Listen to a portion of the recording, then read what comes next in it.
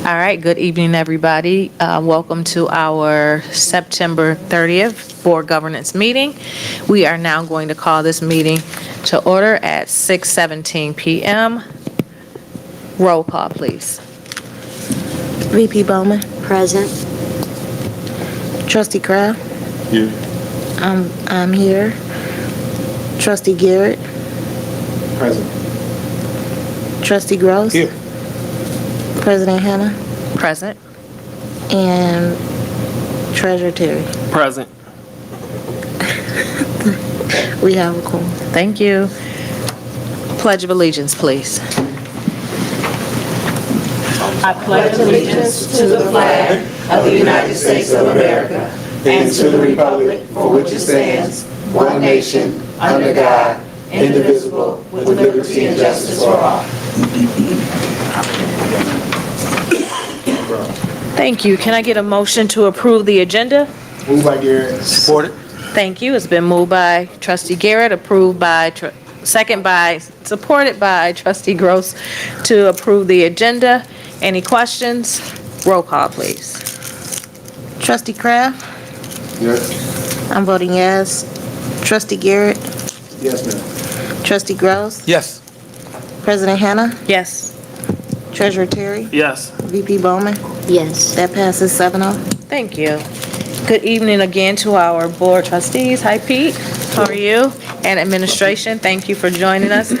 Do we have any communications, petitions, and delegations? All right, thank you very much. Moving down the agenda to old business, we'll get started with a finance update.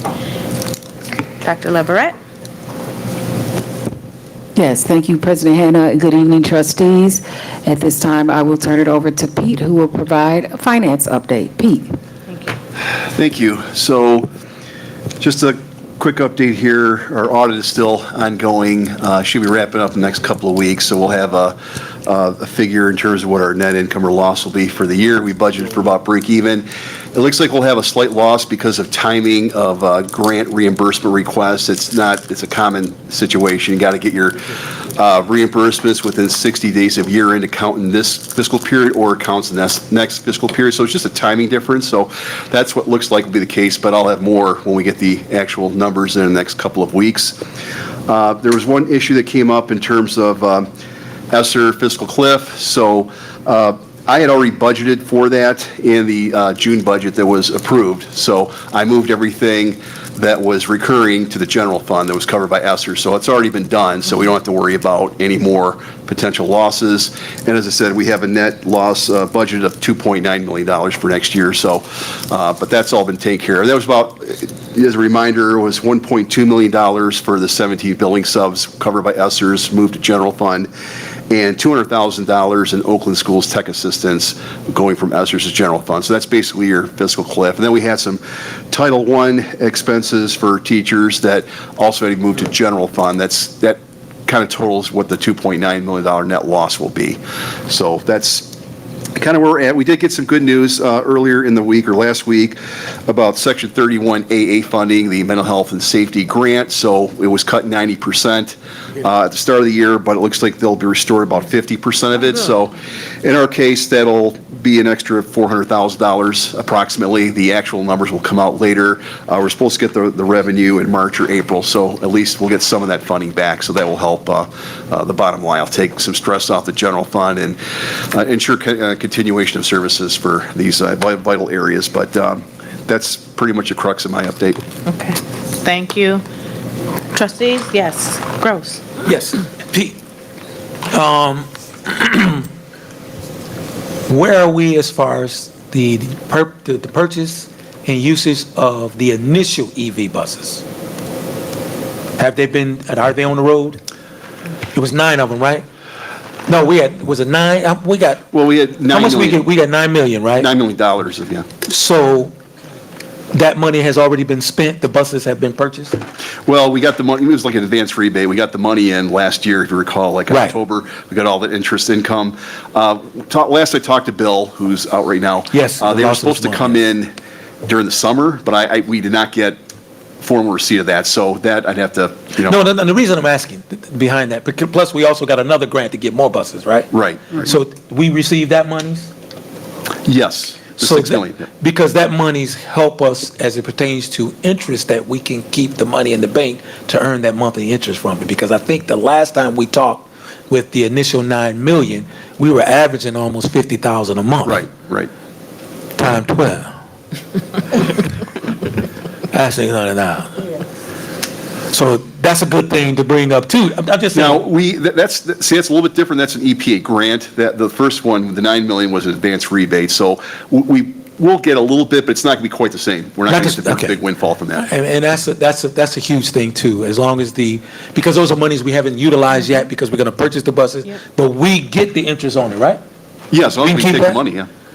Oh, man, I think I'm going to donate about 10 million to the district and let y'all give me the interest. I can live on that. No, I think, but that's a good thing though. We can keep that interest money. Yeah, that's income. Yeah, okay. Thanks, Thank Pete. you. Anything else? Any other trustees? Any other questions? Pete? All right, thank you, Pete. Thank you. All right, next we have our update from our consultant, Dr. Leverett. Yes, good evening. Good evening. Again, at this time, we'll turn it over to Dr. Weatherspoon. He will provide some updates in terms of the work and the consulting that he's been doing with the district thus far. Thank you. Thank you, Dr. Ed. Madam President, members of the board. You want to use the mic? Microphone.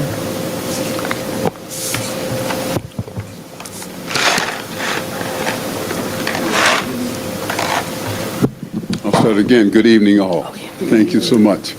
Can you hear me? Yes. I'm going through a range of things with regard to the district. And I say the district, I mean as the whole district, and specific issues that relate to the operation of the district and the things that are affecting the district. At the moment, your finance director spoke to the issue of your fund equity. And he and I discussed it, and he explained it to me. But when the budget was adopted, you had your $3 million down. I'm sorry, you used almost $3 million of fund equity money.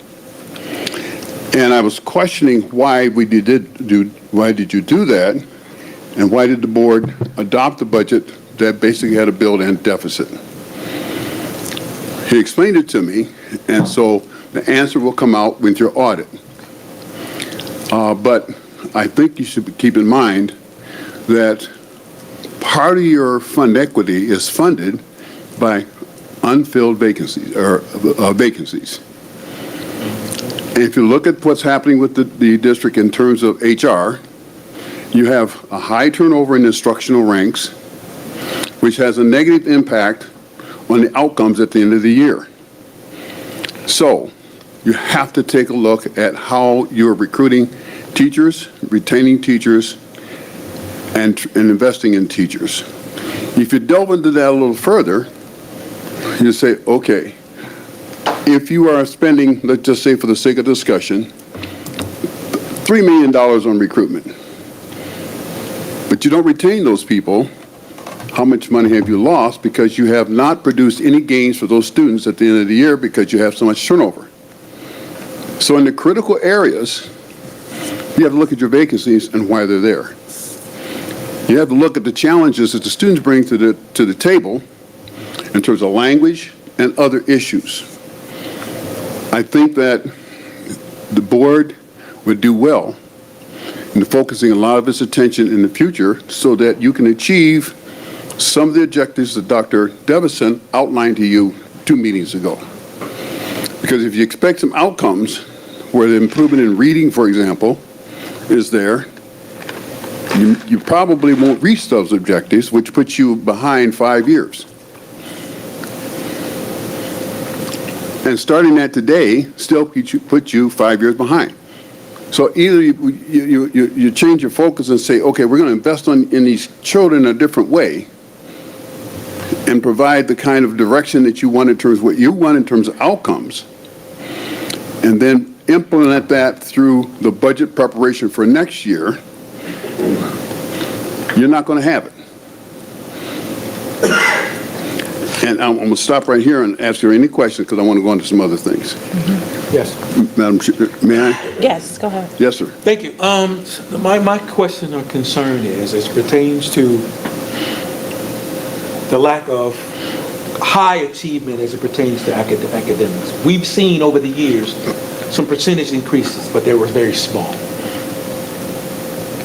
Does the type of curriculum we have that we've implemented affects those numbers to being small because our kids can't respond to the type of curriculum we're using? And because throughout these years, especially the last 4 years that I've been on the board, there's been specific programmings brought to us as a board that said it will improve what we're doing for our children academically in specific areas. We've approved a lot of different type of programs, and I know these programs are being evaluated because some programs we did not bring back. What is it at this level? And I understand what you're saying. What is it at this level that we need to either reconsider, change, or enhance what we already have curriculum-wise as it pertains to our students?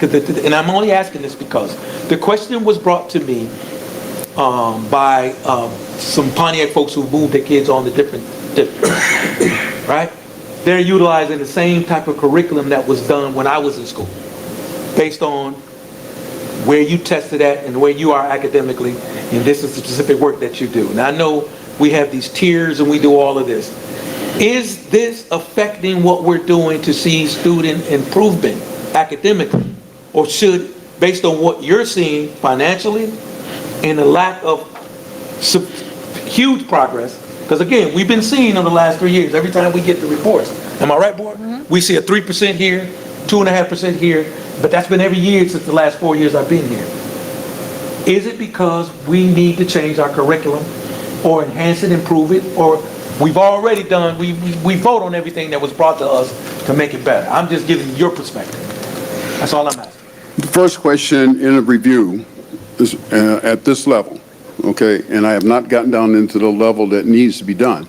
Is your curriculum in alignment? Clarify. You have to be in alignment with what the state expects, okay? And then secondly, in alignment with what your expectations are as far as your investment in 1, curriculum, 2, in training, 3, in retention of your teachers. And when I say an alignment, I also mean if we got, just for the sake of discussion, 5 fourth grade classes in 5 different buildings.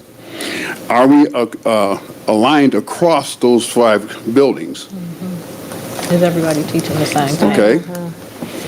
Say that again? Is If we're everybody not teaching the aligned same across thing? those, on level plane for the 4th grade, if we're not aligned with the curriculum across those buildings, then you're not going to see any kind of change. If you have substitutes in 2 of those buildings, permanent subs or whatever, they have no training whatsoever, so you cannot expect any growth or productivity in terms of achievement for 4th grade. So you compound the problem when you go to the 5th grade, because those kids do not have the proper training or teaching. You don't have proper evaluation because the kids have never been given the material. So you can't say today that the curriculum is bad. You have to say, what do we have helping these children to learn? And that's not one of my points. I didn't think the curriculum was bad. I'm just saying. No, I'm not saying your curriculum is bad. No, okay.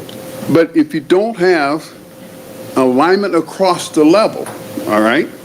And let's just go a little bit in terms of history, just in terms of statistics. In urban environments, it is statistically significant that children come to school 3 years behind other children in suburban districts based on just a number of words in the vocabulary. So if I come to school with 500 words in my vocabulary and I'm tested my test is based on 10,000 words in terms of understanding. When I get to the grade level, I'm lost before I get started. So it's not the child's fault, nor is the teacher's fault. Because you can't hold all the teachers accountable when you don't have a full population of teachers. Right.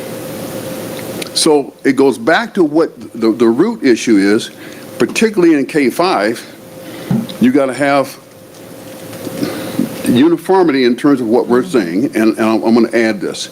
If in this community, and I don't have the data, a child moves 3 or 4 times during the school year, and I'm in 3 or 4 different buildings at the same level that I left, I'm behind. If I'm a teacher and I'm out frequently, do I leave a lesson plan? So you ask the question, what do you do? Do you demand or require lesson plans to be left for a substitute? I don't know. We should. But you still, it is necessary for you to have a review of that and to understand what goes on in the buildings itself, some of which is beyond the administrator's control, Dr. Devison's control, Dr. Leverett's control, and your control. And if I didn't answer your question, I want to. Yeah, no, and I like that. May I? Yeah, go ahead. Because here's been some of my concerns in the past. And I'm going back to when I was in school, all right? And I recall that when I was in middle school, right, as I transferred over to 8th grade, I was given the opportunity to look at a portion of algebra, okay? I did some algebra in my 8th grade, and I did well. That record followed me into my 9th grade year at Pontiac Central.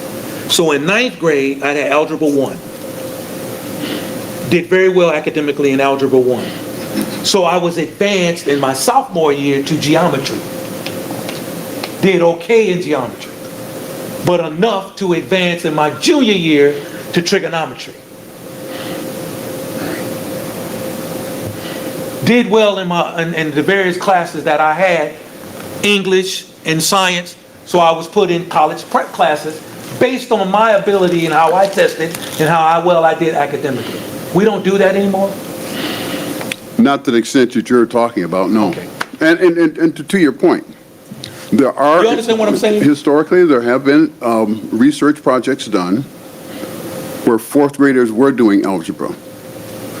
I know because I had the student teach in that building. Project High Scope in Ypsilanti was done back in the early 70s. Okay? That research has not permeated other outside the research area, means Ypsilanti schools.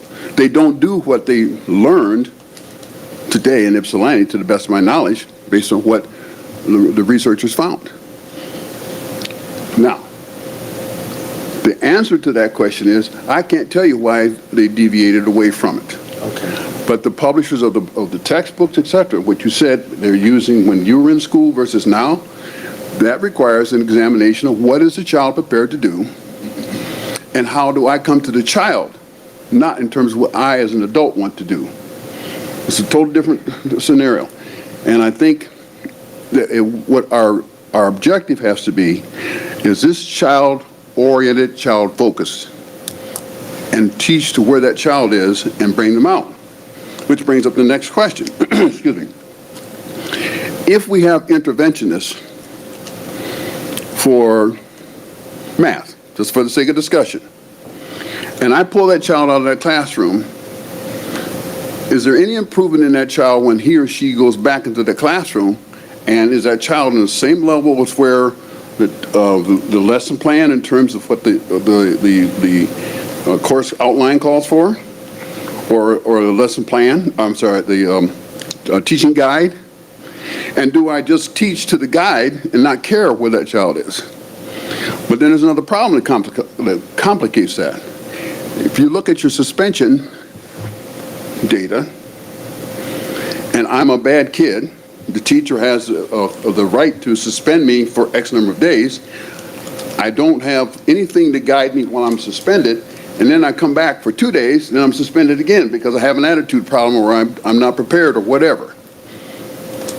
I'm never going to catch up. Is that a curriculum problem? Or do we need to look deeper into what is the reason that's causing that child to be unable to attend classes? Okay? And I agree with that, and a lot of that has the mental health, there's some concerns within the home too. Absolutely. And what we're incapable of doing. So my last question, how do I say this? I'm very aware of how important attendance is, because if a child is not in his seat, you can't be taught. Okay? I'm concerned, based on my investigating, I'm concerned how, and I don't like pointing fingers, but throughout the year, it appears to me, in my investigating, that attendance is not as important as it should be. We made a clear-cut decision as a board, because it was brought to us, to implement attendance agents. We went from 1 to 3. There's one for the high school, one for the middle school, and one for elementary. And the background for that was because of the concerns of attendance. I don't see the best of communications between the agents and the head of that school to ensure that attendance is a priority. And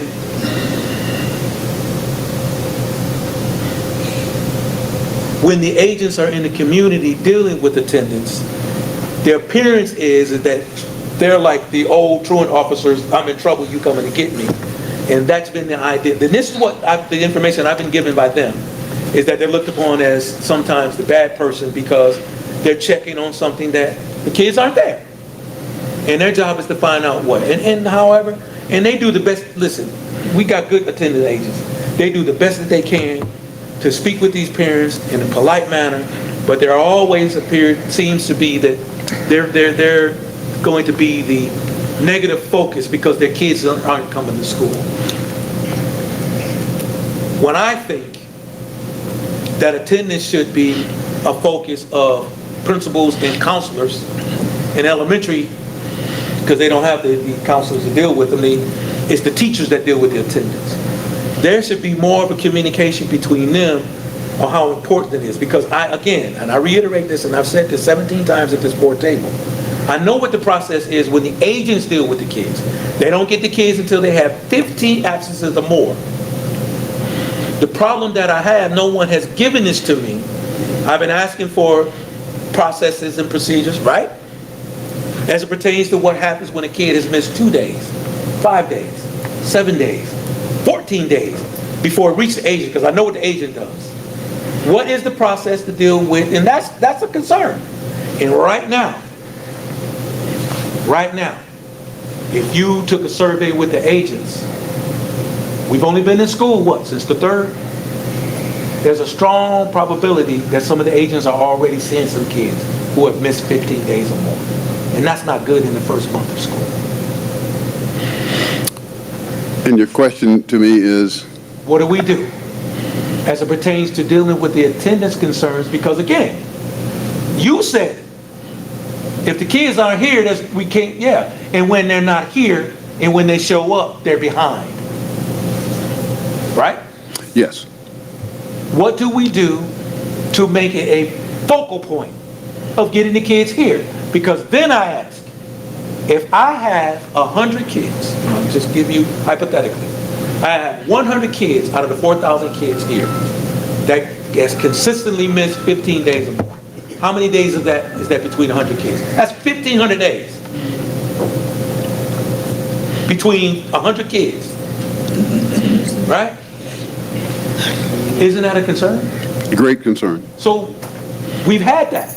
We had one kid, and our president can attest to this, because we said at the board retreat, miss how many days and it wasn't noticed? 150. Who's responsible for that? All of us. We can't be responsible for something we don't know, because we're not day to day. Let's go back to the very basic, the child. You said this about attendance. I said the child. comes to school with a set of issues, who learns about those issues and how are they communicated? Teachers and the principal should have a profile of the child. And anybody else that has in contact with that child. Counselors. Bus drivers. Keep going. Who else is in the building? Oh, maintenance, and you're talking about everybody in the building. All right, so everybody is a reporting source. So if I'm coming to school and I have issues, I need to say something to somebody. I need to have a relationship with that child to say, is it okay? How you doing today? A simple thing, standing at the door and say, how you doing today? And some kids will, look at you cross-eyed and say, I don't want to talk today. So the question is, are we, as you're pointing out, are we communicating amongst ourselves in terms of the approach in a building, or is it higher in terms of a policy, etc.? Now, you pointed out something which I've heard you say before. 15 days before we intervene, As an agent. Places a big onus on the agent because that agent is going to be perceived as being hostile. That is correct. Okay?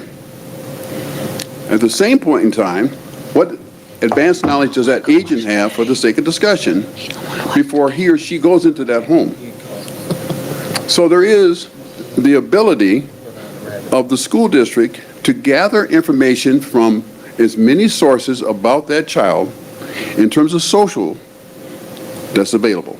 That means any agency that might be supplying direct service to that child, whether that child is under the supervision of the court, or whether or not that child is on some form of public assistance, etc., because they're individual case. Or medically incapable of attending. That's correct. So the people within that school, the profile should be made aware of that child. Every principal should know the profile of their child. Right or wrong. But more importantly, what does that information mean to that child in terms of his or her, not an IEP, because I don't want to label them as special needs, but where does that child come in with being ready to be in school? Just to be in school, let alone learn. I mean, it used to be, if the child's hungry, can't learn. Right. So we feed them. So the child comes to school because he or she wants to eat, or they don't want to come to school. They'd rather pass because of something else that's happening to them outside of the school. Can I give you an example? Real fun? Please do. I was given a case, it was told to me, that there was a kid who was in the 7th grade that wore diapers. The child was missing school because they were wearing diapers. Because they're physically incapable of whatever it takes, but they had to wear a diaper. But they was continued to mark absent. And no one dwelled into the profile of this child to see that it was medically difficult for him to attend, which caused mental concerns with him to attend because of what he was going through physically. No one did anything about it, and the kid was marked absent. Know your child's profile. The parents say they provided this information. That's what I'm saying, man. I don't want any more excuses. Because, listen, I need this table, and I'm going to stop after this. It's extremely difficult for me to sit in Oakland schools in these meetings and hear them talk about what Pontiac ain't doing. And I can't say anything because I'm on the board. I was asked not to say anything because it's a conflict of interest. When I know that we have remedies and things that we have in place to assist to make it better. But I sit and listen through this crap. That's very difficult for me. And then all I've been getting is excuses. I tried to make sure that things were done. I put it as a plan. Dr. Leverett heard me. The agents and some people went to the Oakland schools, attendance seminar they had, and did all of that. But we're still seeing kids falter. And I understand. I'm not putting all the onus on us. But know your kid. I was told that there are kids who are of the Hispanic race or so, sometimes they don't get to Pontiac to start school till October.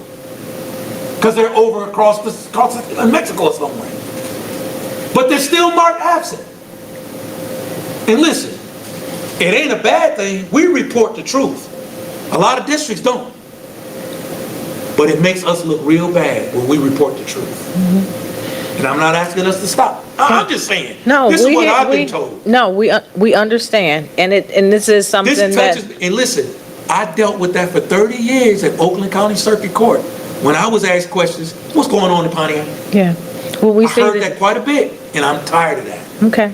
And we see that this is something that definitely can't be fixed today, but No. I appreciate you making us all aware of it, because you're privy to, and that's something that we need to talk about. And so that's something I think that we have to continue to work on, because we still need to find some answers. I'm gonna talk about this system retreat. So, Madam President, I would Yeah. like to make two more comments, and I'm conscious of your Yes. board time. I think that at the superintendent's level, too much of her time is being spent putting out fires. So when people come to her, they come with the question or the problem, but they don't have solutions. So she has to spend all of her time listening to the problem and make an assessment, even though it's remote, because she was never a part of the issue. And that is true with a number of the administrators. So we have to empower the people who are in the trenches, who can make those observe it and make the recommendations at the ground level for improvement, and send recommendations up. The recommendation should not be coming down in reaction to a situation, which is the complete opposite of what's happening. Okay. Because there is a pall over the district of uncertainty. And people want to CYA because of uncertainty. So we need to back away from going to the brink and reacting, and then running over here and spending more time covering themselves. So the confidence level needs to be raised amongst all parties, not just some parties. So we can spend that time talking, listening, and teaching and training, so that people are better empowered to do their job. That is not what's happening now. So I say collectively, we got to step back and not become so divided, which happens in urban districts frequently, and I know because I've been in them. Got to come back to your core. Say, what are we, why are we here, and what are we doing here? And what do you want? Now, getting there can have all kinds of arguments, that's okay. But the uniformity in terms of how you do your business and how your administrators respond to that in terms of the cabinet that Dr. Leverett has, you don't want people sitting there saying, I'm not going to say anything, or I'm not going to listen to my budget person because I'm answering emails. The collective wisdom can help solve that problem. The point that you raised, why isn't there better communication? Why should I tell you something when you might come back and get me later? That's what's there. Yeah. Okay? So when we get in, and I've attended several of the meetings where people come in, so it's like low-hanging fruit. Why is this at your level? I also look at the number of direct reports.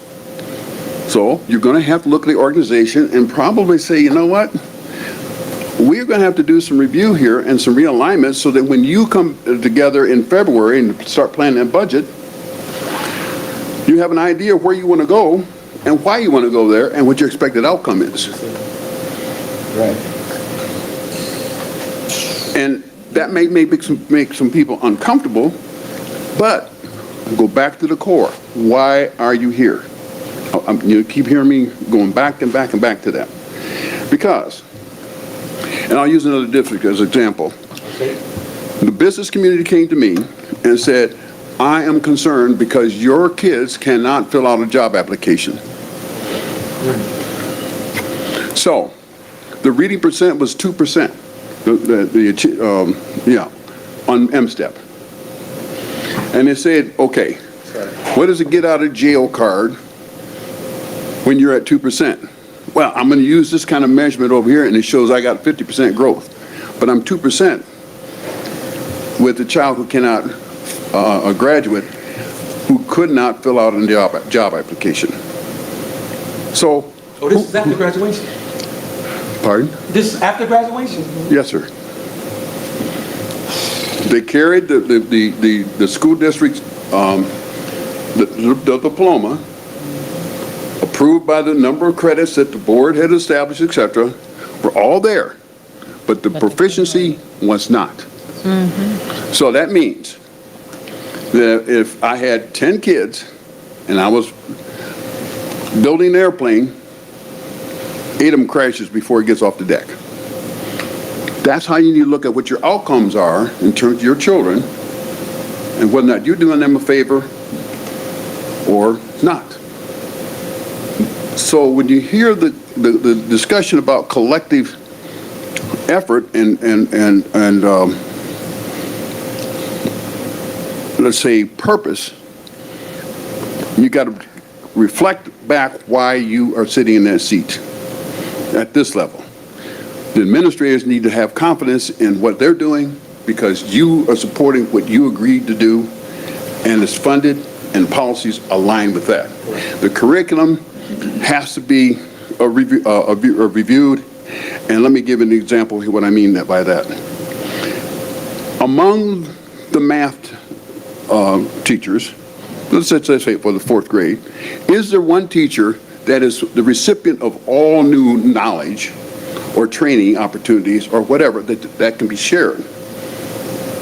So part of this time of their time could be spent for enriching themselves.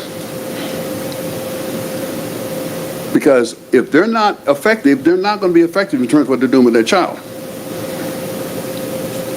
And the cycle keeps repeating itself. Now, this district is a jewel, and I'll end on this. And you have done this before. You've pulled yourself out of the depths of destruction. Yes, sir. You can do the exact same thing academically. And we had some encouraging discussions this afternoon about codes and stuff like that. That's a very good start. But you're going to have to set that goal and stay with it. And so I've heard a discussion about, well, we may not be here. No, but what you set today will be a crop harvest 5 years from today. Correct. So always have to think about what's the impact. If I get to the 8th grade, and I'll end with this, and I'm reading at the 3rd grade level, I'll never get there by the time I graduate from high school. So your K-5 or pre-K-5 is the absolute start for your reform, your curriculum review, your curriculum alignment, your teacher training, your absences in terms of investigating why these kids, and reflected in your budget, in terms of that budget document that you adopt in June. Madam President, are there any other questions? Anybody else have? Yes. I didn't come here to preach, I just... Okay, no. David Smith. Dr. Weatherspoon, I agree with you. Simply today, someone has said how we don't have a science teacher at the middle school, but I've noticed at the middle school as a whole, we're short-staffed. We have a high population in non-speaking English students, and we don't have the support for those students, and that's my concern, because how can we get them to be at the level that we want them to be? But when you said that all of our students, elementary wise, like they should all be at the, like reading their curriculum should all be the same. I think I believe that would be a great thing, because when there's a substitute teacher there, or, if someone's absent and another teacher helps out or whatever, that everyone knows what the students should be learning at that time, so that everybody will be on the same accord on learning. But what is your recommendation on how we get there? Like, how do we, for us not having enough staff to, for our students, especially our non-speaking students, because to me, they're there and they're not learning anything. So the challenge that the district is faced with, and that you're alluding to, is I'm not fully staffed with certified people. Okay? That's a challenge across the state. No, I've noticed Or that. nationwide. But how many other ways can that child receive instruction?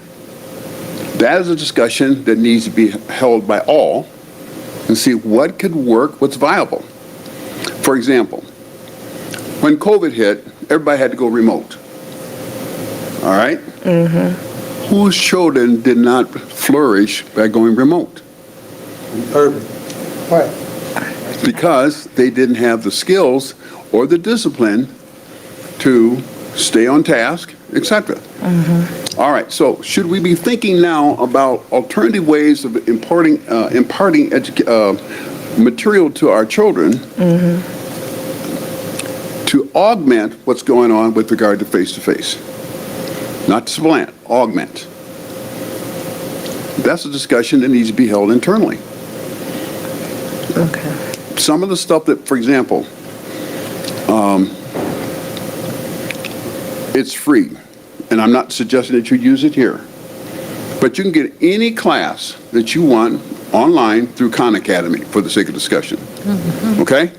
But your school district has to be aligned with an educational institution, so that that institution then can get some kind of credit, and I don't know exactly what that is, to give to help your kids with the credit that they might achieve using the courses online. Do you have a policy that says we encourage you to look at this or look at that, and work that in terms of the quote matriculation plan for that child? Secondly, several school districts, particularly in Upper Peninsula, share staff. So, if Pete here has a quantum physics instructor and I need quantum physics, I should be able to buy part of Pete's time at no loss to me in terms of that FTE money, but I may have to pay for part of Pete's time. Okay, well, I'm holding on to my money. I don't want to share with anybody. Yeah, but you don't have anybody in the classroom. But here in for sure, when it's our middle school now, but back then it was called Madison, the teachers were helping each other. They were like teacher buddies, so that when there was one missing or one had to be in a meeting or something like that, they helped each other to teach us. And I remember swapping out teachers and things like that at times. And some of those teachers have actually asked why we're not doing that in the district. These are our teachers who were in the district over 30 years, and they worked at the middle school years ago, and they were asking me, did we do that still? And I remember when they were talking to me about it, I remember, being in those classrooms and watching those teachers switch out.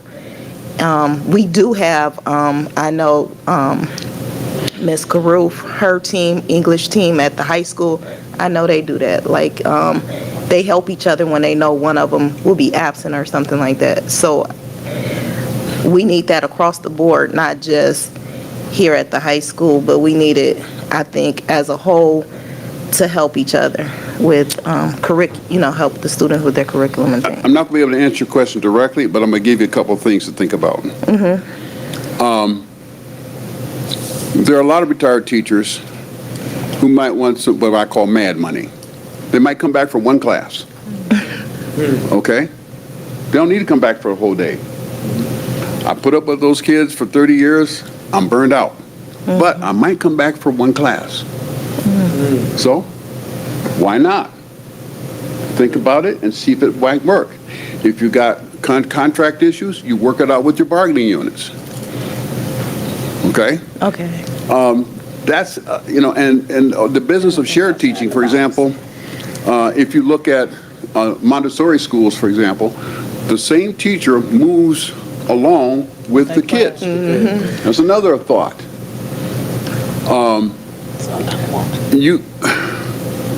The only limitation in my mind is our imagination in terms of getting to, quote, the child. Yes.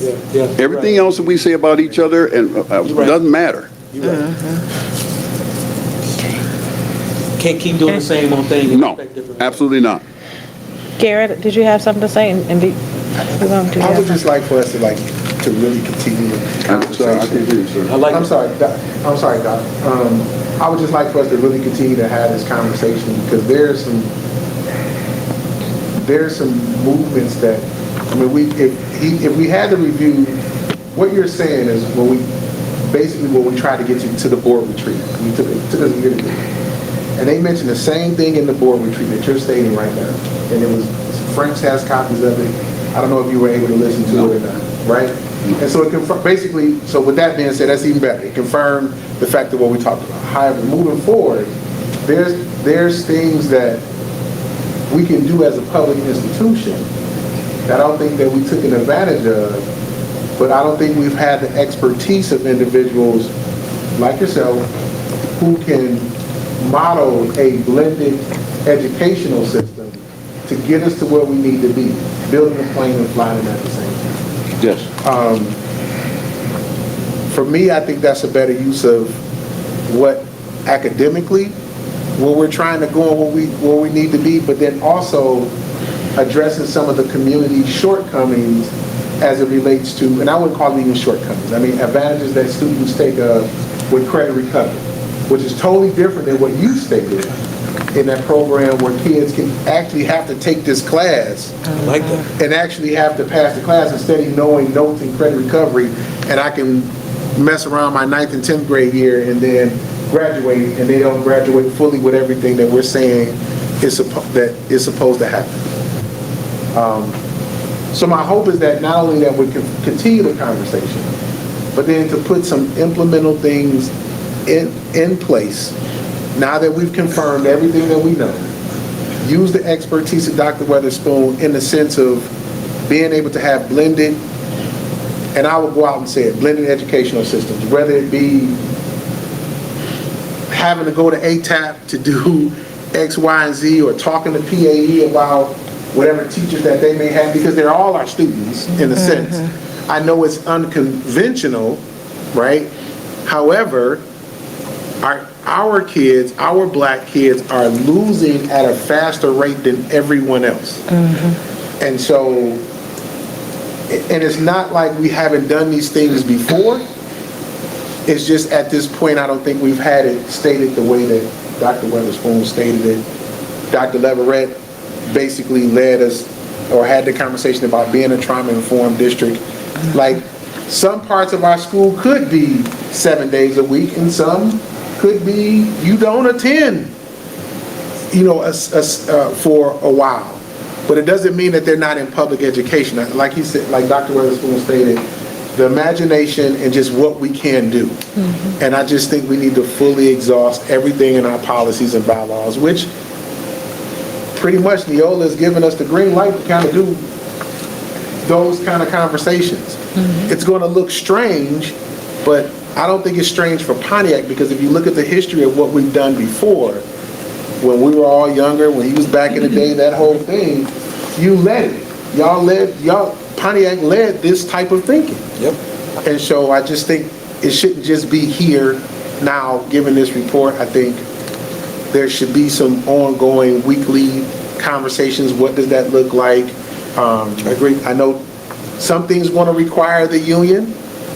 Some things, and I'm a UAW guy to my heart, but some things, when it comes down to education, some things, if you can charter your own public school, your own charter school, and it's a different kind of school that goes different hours, those options should be on the floor. Yep. It's not, because again, we had this conversation, we know what it is.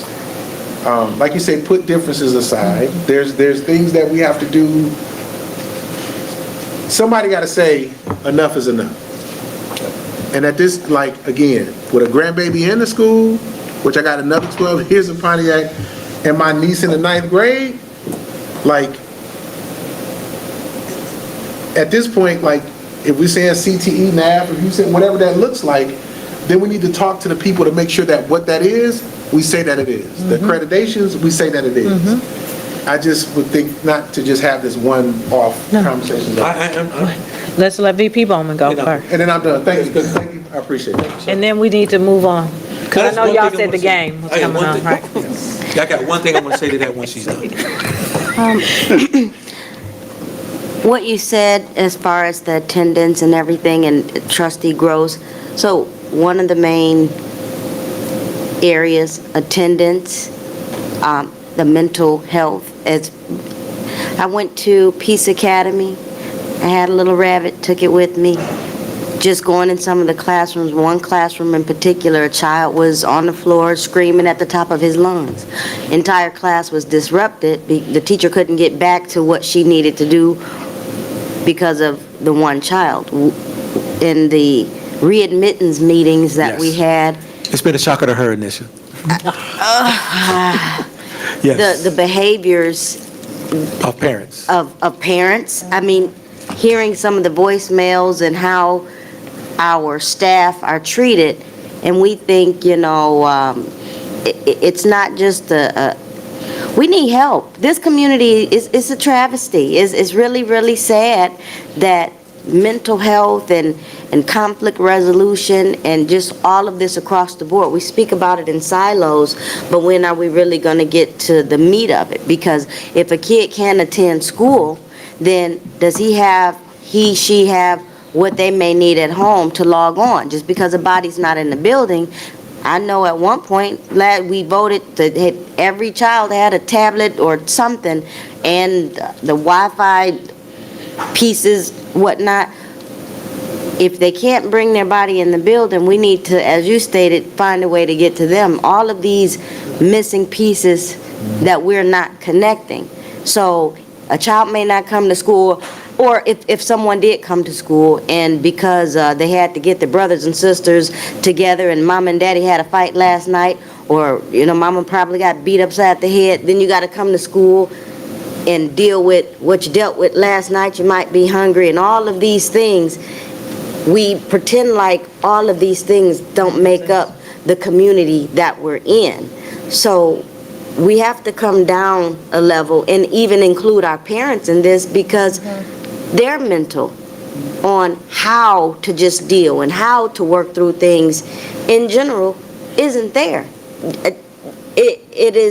It's not a district problem, it's a community problem, and we need to enlist that's the state of emergency. The true state of emergency is where we are as a community. So we look at our youth and we expect this level of something from them when they go home and they spend most of their time at home and they see the complete and utter dysfunction at home, and then Pontiac School District gets blamed for what's not happening.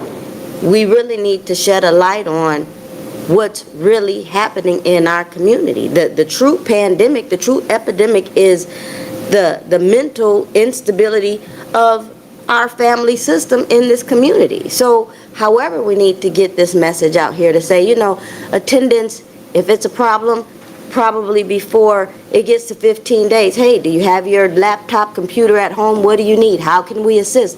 What needs to happen at home? If you can't get your student to the building, how can we get education to you?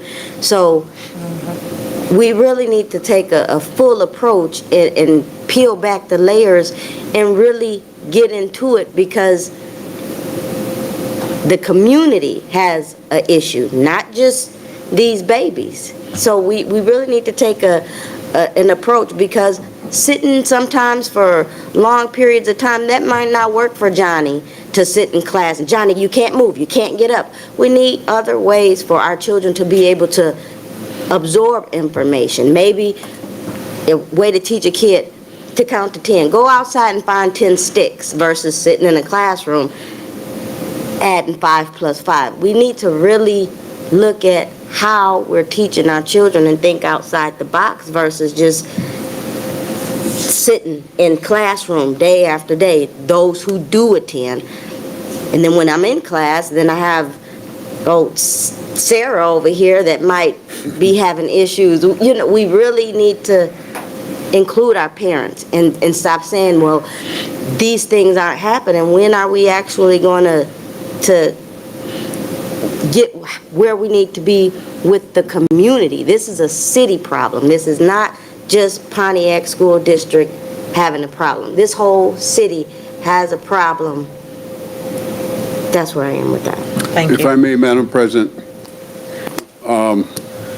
Dr. Leverett has been very good at listening to suggestions. But I want to go back to what I said earlier. She can't listen if she's putting out fires. Right. So I had to slow down and scale back, because there's only so much the mind can bear when you get you're divided in so many different directions. So that's something that we're working on, and there is a stack of things that she's been hit with in terms of proposals moving forward that needs to be discussed, in not only with the board but also with her cabinet. Thank you. Thank you, Dr. Weatherspoon. One quick note. 2 minutes. No. 30 seconds. I don't know. Yes, it is. Being funny, but I'm just saying. The last thing that I don't want to say, one of the things that most important thing that one of the most important things that I heard you say is about imagination, being creative. How soon we forget about our sisters and brothers in St. Louis. That's what I was about to say. That where the area where the young man was killed, they completely, was it Ferguson? Ferguson. They completely changed their school district around, and they gave us ideas, and we were supposed to go visit with them, and it was hellacious there. It was terrible. And now their entire board, Doc, is all African American. Not anymore. You know the update. But prior to, 5 of their board members were doctors, and one young man who was pursuing his doctorate, and the superintendent was the PhD doctor. But here's my point. And one of the things that their superintendent, and I had to say that because he's my fraternity brother, and we had a nice discussion then. Yeah. But what he said was, they revamped their entire curriculum based on the needs of their children. And so they met their children where they were, and then improved them, and they all gained. And they're over 85% graduation rate. I correct that, 92. It's, 92 now. That's more update. Y'all got the more updated. But my point is, they use their imagination, and the superintendent and the board worked together to create things that was unimaginable that basic school district didn't do, and now they're passing. And the community now trusts them, because it wasn't all African-American board, but Ferguson's almost all white. And they voted these people back because of the trust that they had. We forgot about that. It's 60% black. Now, wasn't then. So that's all my point I'm saying. I think that was, can we bring him back and discuss some more things and get more ideas? Because he's there day to day and we're not. Yes, I mean, he is here to support, and this is what his work is for, to bring to us, I'm just to saying. do this. So this is just one of many updates that he will bring to us, and we can have these dialogues. So, yes, Kraft? Y'all You stole his thunder. Growth stole my thunder. 'Cause, you know, I just really feel like that we should look at other success stories in the urban areas and basically see if we can model some of those. Because, you know, this is not just a Pontiac problem. This is a United States problem. So therefore, I know that there's other urban areas that's doing things, and we just need to connect the dots, and I believe that would be one of the solutions. Council we can come up Burton, with. school board educators. Yep. Thank you, Craig. Thank you. Garrett, did you have something? Oh, I yield to Dr.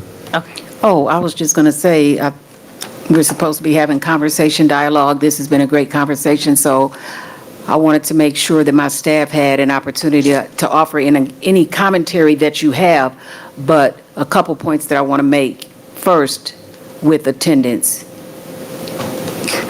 like, number one priority. I've had several conversations with Tanya Dixon, Dr. Devison. As a matter of fact, I was on a call last week, Dr. Devison and I, with virtual, with 3 superintendents that were talking about their attendance issues, how they utilized attendance works. Second day of school, you should be knocking on somebody's door. Where is this child? What can we do to support? So there's a lot of great information that I got in regards to that. The other thing that I want to say is we can do this. And I know that we've been having this conversation since retreat, before retreat. We have to get out of our own way. Yes. And not start, well, I'm over here in HR, y'all, good luck with that. I'm over here in curriculum, good luck with that. This is my thing. This is everybody's thing in this community. Amen. And to the degree that our students and our families are suffering, as you articulated, Trustee Bowman, I see it. I was at Harrington Alcott today. I saw a little boy kicking the guts out of a security guard, and his mother was there. I've taken families home. I understand where we are. We're poised and ready to do something different. My sleeves are off, but they stay rolled up or down, let's go. But we have to also know and understand where we are financially, where are we are academically, where are students' state of mental well-being. We have a plan. We have a curriculum in place. Now I hear, but is it working? Right. So let's be able to answer that. Is it working? And if it's not working, not 6 months from now, but tomorrow, we should be meeting. That plan didn't work, scratch it, come up with something else. The same thing with our teacher vacancy. Is the picture doesn't match. We all know that. It's not matching up. We have to make it match. And it's everybody's collective responsibility. And I know you say, well, you keep saying it, and I'm going to keep saying it until we have children that are proficient. There is no reason for our kids to not leave 3rd grade, or even before they leave 3rd grade, and they not be proficient. And so thank you, Trustee Gear, for saying let's keep this conversation going. I have 3 academic town hall meetings planned. 2 of them are in person, one morning, one evening, and one is virtual for the month of October. And that is to invite the community to say, what do you need? What are your barriers? How can we help you alleviate the barriers?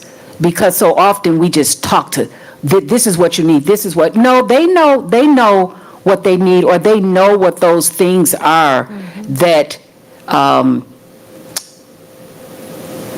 barriers to allow them to be successful, to allow them to be able to get their kids to school. You know, is it a car? Do you need a bus pass? Do you need a lift? Do your kids need glasses? Do they need a uniform?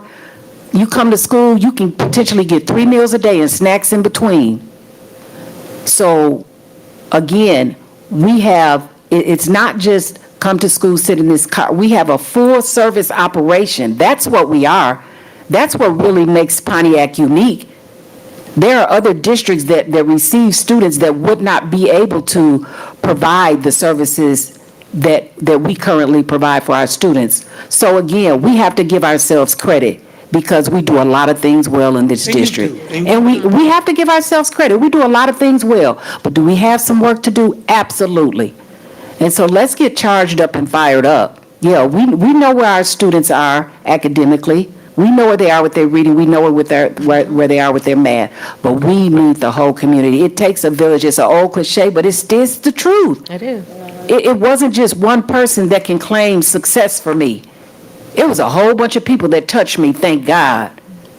And everybody has a story to tell. And so we want our students to be poised and ready for college and career, whatever that looks like, when they walk out of these doors. We want our students to be able to fill out a job application and get that job and that's be embarrassing. successful. That's yeah. That's hurt. It's not Thank embarrassing, you. it hurts. Thank you. Does somebody else have anything else regarding this topic? I do. That's very important. But my thing is, from being just helping out in the schools, in the different schools, and it's not just one single one. I done seen it at the high school as well as middle and elementary, where our teachers and staff are dealing with the mental. That's the reason why a lot of our kids aren't getting the education that they need. But what I also know from being a parent here with all of my children, as well as me being, I'm also in I'm still in the Pontiac district, but I'm at a different school now. But what I noticed with all of our students that live in Pontiac, that goes to other schools, their parents are being charged to do what they have to do. Everybody is being accountable, and those parents are doing it. And what I've noticed, I drive a bus, and she had all of us on a Zoom meeting, that way that all parents or a parent can be on this Zoom meeting. It was over 300. If they wasn't there, their child couldn't ride the bus. And trust me, their parents was there. It was some people on there, and some of them was saying, please help me get on. The grandmothers couldn't, they have a hard time with it. Yeah, so they made sure that they were on there. When I took my niece to school, her mom was out of town, I had to go. It had to be a parent there to get her schedule to come. We're not holding our parents accountable. They'll do it, but we have to hold them accountable. That's why they're not. That's one of the main reasons our kids aren't functioning. I don't want to say these parents are young. My mama was 16 when she had me, 18 with my second brother, and I had my education. And these parents will also make sure that their kids have their education, but we have to hold them to that. We keep saying that we keep being down here with our expectations. We need to be up here with our expectations, not only with our students, but with our staff and with our parents. And to me, that's the way that we will come up more as a whole. Other than that, like I said, we're doing what we're supposed to do, but like Dr. Weatherspoon said, we're putting out other fires. Our teachers are dealing with mental and emotional things, and so they can't educate like they want to or can. Thank you. Garrett? I guess, great conversation this evening. My plan was never to go into another 6-year seat. This is year 26 for me. And one thing I've learned in these last 90 days is the fact that accountability is something that can't just be a word. And it's not always, when Dr. Weatherspoon, he said, what is your why? My second term coming back it was all accountability. That if it doesn't work, then who do we hold accountable, and then how do we move forward? That takes some courage. And I haven't always articulated that in the fashion or that some may have said could be abrasive and things of that nature, but my why was my legacy. And I believe in what this district, I believe in what the people in the district that we work in, like there's different subsets in this district. There's things that when we talked about the organizational chart, and Dr. Weatherspoon brought that up, there's things specifically that we stated in that chart that will relieve, now that Dr. Leverett is the interim person, but we had a conversation about what does it look like to have somebody in there, which is a financial impact, but what does it look like to have somebody in there who can take some of that work off Dr. Leverett? We talked about that. Like, we've had these discussions. Now it's about executing them and implementation. And it's going to take some courage. My prayer has been, I probably got 6 more meetings, right? My prayer is that the board transitions from what you know you need to do and do it. And then allow folks like myself, who will then be in the community and free to say whatever I want to say, to begin to say that and educate the community on, no, this is why this is being done. This is why. And be okay with everybody is not going to appreciate it or know. And I think leadership is pressing forward and moving past, or not past things or ignoring them, but correcting them, but being okay if it's not corrected in a time that you think it should be corrected. I'm young, old. So, I mean, there's things that I've studied I watched Dr. Weatherspoon over time, just things that he's done, right? There's some things that I could speak to, like being in the state level at the time that he had to do what he had to do at the state level. Like, no black man ever did that, ever achieved that, ever, within the rooms that he had to be in. And so it's nothing when I want to publicly say this. If I said something that could have been interpreted the wrong way against Dr. Weatherspoon, I publicly apologize to you. It was never my intentions on if I said something that the wording that I used was to be directed towards him. Now, there were consultants that did some things but that was never an intent to him. Even because I know he felt that way, I'm the kind of transparent person. I can say it, I apologize for that, because I also have defending him in rooms that necessarily he's been in prior to me getting there, that I wouldn't have been able to get in them if he didn't go in them rooms first. Now, because of political whatever, but what has tried to happen can happen in this district. And we can't ignore that. And so I publicly want to just say, hey, if that was their interpretation, I apologize, whatever that may be. The other part of it is that, again, when accountability piece comes, because now it's implementation, you have all the people at the table. They have to have conversations. We know what needs to be done. People need to be held accountable, but then also we need to implement some things to start easing what we know needs to work. I'm not going anywhere. Gotta go back into the community. But I'm grateful for this conversation and the confirmation of the conversation, because in my ideal of what my prayer has been, God answered it. And that's the only person that I feel that I'm here to appease, to make sure that my assignment is still my assignment.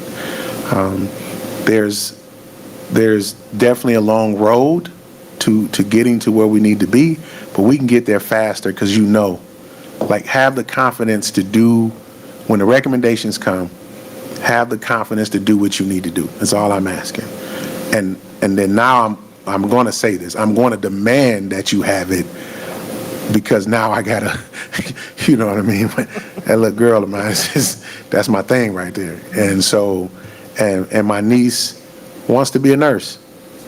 And y'all have had 8 cohorts that went through, and some of them graduated at OU and went nursing. So, and she's going to get that, and she can only get that here. She can't get that anywhere else. Right. She can only get that here. And so, We're going to make sure she gets that. So thank you for, allowing me this time, and I appreciate it, and have a good evening. Thank you. That's not closing comments. thought that was the last comment. No. No, I just- I still want to move through the rest of the agenda. So, no. Nope, that's fine, but I So you know you don't have to appreciate it. speak when we get down there. But moving on.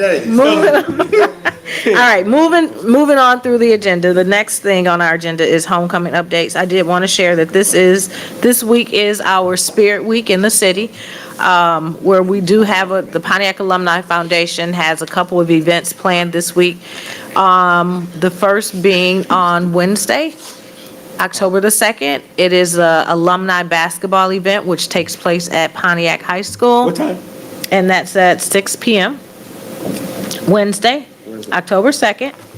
Yep, and then the next event is a meet and greet, and that will take place on Thursday at Vogue nightclub downtown Pontiac. And then, of course, we're looking forward to everybody coming out and enjoying the homecoming game with the high school on Friday, October the 4th. And the doors open at 6. Tailgating will begin the parade starts at 4 o'clock. What time you want us there? Parade starts at 4, so we'll say maybe by 3:30. And then the doors open for the game, I believe, at 6 p.m. and kickoff is at 7 p.m. So that takes place this week. I was in a meeting this last week with the community of 50, and Pastor Jones brought up, he reminded me that we were to have discussions about the renaming of the Fell Center. And I know we did have that conversation. We never made any final decisions. So I just want to bring that back. It hasn't happened yet. We haven't but we haven't renamed it. Has the official name been set for the Fell Center? Okay, so then we need to make sure. I'm sorry to No, interject. go ahead and speak to it. I'm sorry, just a point of clarity. That was just, the only part wasn't done yet was the actual, like, what it would look like, signage, because they were supposed to be redoing the atrium of the Fail-Safe Center, and so we held off to collect the history of the four four legal attorneys. four, Yep. and create a plaque and all that. So that was the only part that wasn't done. Okay. The naming was done. Like, Okay, all that was- so we just need to bring that back up and finish it so that we can make it public as to what that is. So I did tell them we will bring back up the conversation, so we'll move it from there for another conversation. So moving on down the agenda, I'm thinking that's all that I had for updates in terms of homecoming. Did anybody have any questions? Homecoming? All right, good. See y'all this week. Ferndale. And Avondale just beat them 21-7. Avondale smoked us. Ferndale. So I had gotten information, that's conversation as it pertains to the homecoming dance, Okay. and they're charging these kids $50 a person. That's $100 a couple. What's wrong with that? That's as much as for their prom. These kids can't afford $50 a piece to come to their own homecoming dance. You saying that I'm sorry. I got a rebuttal to that. Where is it hosted at? At the high school. And it's on the gym floor, and they have to remove their shoes because the floor is new. So they got to sock hop it. Yeah, I heard, well, that's not anything new. But yes, that we were informed that was the price. So maybe next year we can talk or work with the high school or see how they can fundraise or do some other things. But yes, that is what we were informed of. Okay, well, my question to that, though, is, and when we put something out like that, we just said raising the level of responsibility. Like, you've been over to the high school. Like, them kids can afford $50 a ticket or $100 a couple. Like, the ones that's over at Pontiac High and the ones at ITA. Like, this ain't the day where they don't have access to funding. Like, these kids get Cash App. These kids is selling online through Amazon. Like, there's some folks over there, some kids over there making some money. Then I'll retract my statement. And I know it because I'm helping assist some of these kids. I got two photographers. I was told this is going to be a problem. I just got two photographers that's over there that manages $1,800. Did you hear that too? Not to put it out there. Manages $1,800 a month. Yeah. And these are junior photographers. Food is gonna be nice. That's what. Right. But I'm just saying as a. Yeah, no, I and hear it probably you. was to help to the senior class Yeah. and things of that nature. Maybe help cut off some of the tickets, but Yeah. Remember, the game is, the game. I ain't got nothing to do with, listen, man, this board, I'm good. I ain't talked, 7:30. I'm good, Nish, thanks. Okay. Thank you, sir. okay. Yeah. Just, Yeah, will no, you I'm just just, clear, I mean, I'm I'm just saying, fine. we just said raise the bar, you talking about $50, 2024, $50 is like, Yeah, and I'm sure for those that may not be able to pay that, there may be some other resources or sponsorships that are available. But that is something that the high school decided. That is Leave it what alone. they're working, yep, that's what they're working with. Thank So, you. Thank you so all much. right. Yeah, thank you. Appreciate it. All right, we're gonna keep on moving under new business, HR update.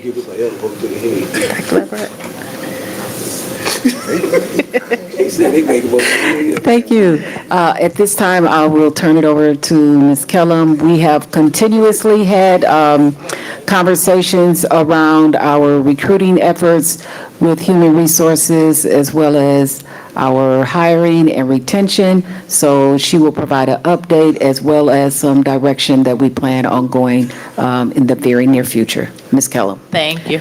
Good evening. So I kind of dissected based upon the questions that were asked of Dr. Leverett. Some of the stuff you hear is going to be pretty grim, but I have I've gone into a little deeper dive on some solutions as well. So the number of total vacancies district-wide, it's 208. How many Real quick, teachers? before you go, you're gonna break it down on what that 208 is? No, You mean, so when you say 208, is that teachers? that's district-wide. For teachers? District-wide, no, for everyone. Everything within the Everyone. That's what was asked of me, how many vacancies we have Vacancies total. district-wide. And Okay, So it's for okay. everyone, every position in the district. Got it. How many teacher vacancies do we have? We have 66 teacher vacancies, 19 core, 17 specials, which will be your art, your music, your gym, and then 30 special education vacancies. Yes, it's still. So 66, 30, and, So I'm going to go into a little bit more detail Yes. on the breakdown of that. no, I mean, what is that amount? I'm trying to get the amount of teachers total. 66, 30, I'm going to, oh, We gotta let her. I'm sorry, Ms. Can Kellum. we let her please finish? Yes, go ahead. so the Yes, number yes, of yes. certified teachers we have is 184. 128 of those are core content, 25 of those are special education, and 31 are specials classes. So that encompasses the 184 teachers that we have. The number of district subs, which means that our district building subs, they're hired through the district, are 13. The number of long-term subs we have through EduStaff are 47. Plus, there's 19 district paraeducators that are working as teachers of record. So that's where you get the 66 from, vacancies. So we have 47 long-term subs through EduStaff, 19 pairs that are working as teachers of record in classrooms for the total of vacancies that you have, 66. We don't have any short-term subs. That was a question about how many short-term subs we have. We don't have short-term subs. We only have long-term. We have day-to-day, but we can't keep track of that. Teacher hires since August 2024, we hired 29 teachers. Currently, we're onboarding new hires. This is across the board, though. 25 new hires, 7 building helpers, 4 food service helpers, 3 building sub-teachers, 1 facilities and grounds person, 4 paraeducators, 1 project Excel tutor, 2 core content teachers, 1 in 3rd grade Alcott, and 1 at Pontiac Middle School, 7th, 8th grade social studies, 2 art teachers at Owen, and 2 art teachers, 1 at Owen, 1 at Rogers, 1 Pontiac High School special ed EI teacher. So now we have retirees. How many retirees have we received since June 1? And all this information is from June 1. We've received 12 people that retired. And then we had 35 people since June that have resigned. And we had 7 people that were discharged since June 1. And I can tell you what those positions are. District employees. These Okay. are all district employees. And so all of this information I just shared, those were onboarding everyone, not just teachers. Retirees, that's everyone across the board. Resigned, across the board. Discharged, across the board. But in 23-24, we had, before we even went into staffing, we had 16 vacancies. During the spring, when I do staffing with the principals, they make requests to add positions. 23-24, we had 16 vacancies and 17 new positions were added. We're not able to fill the vacancy we had from 23, 24. So now you're adding 17 on to that, which is where you get the uptick in the vacancies. I heard Pontiac Middle School being referenced. We had 2 core vacancies in the summer, but 4 were added to the 2 that we had. So that leaves you with a vacancies of 6 at the middle school because of the requests that were asked of the principals, that they asked to open up classrooms, get new electives, those type of things. So those are creating vacancies for the HR department that we have to actively recruit and hire for. So that's where you get the uptick in the vacancies from. We're gonna start right here. Okay. Go ahead, Terry. I'm just curious on the approval of the newly created positions. Who authorizes that, or who evaluates those? Do we let them know that, currently we got core positions that aren't filled and these they have to be put on hold? I mean, it's not like we have a line of people standing in line I agree. to fill these new positions. So a couple things you asked. So who creates newly created positions? The curriculum department makes requests of what their needs are based upon what the principals say they need. Brand new created positions, though, I bring to the board for approval. The board approves those newly created positions and they're posted. But me and Dr. Liver and Dr. Devison had a conversation today. We meet once a week as a team, and we talked about doing away with the wish list items for the principals. They're asking for items that and getting approved for them, the items that they feel that they need, but then it's hard for us to fill them, and then that's where it creates the vacancy. And sometimes these vacancies, even some from 23, 24, have been vacant all school year. So, and I want you, I guess, to continue that.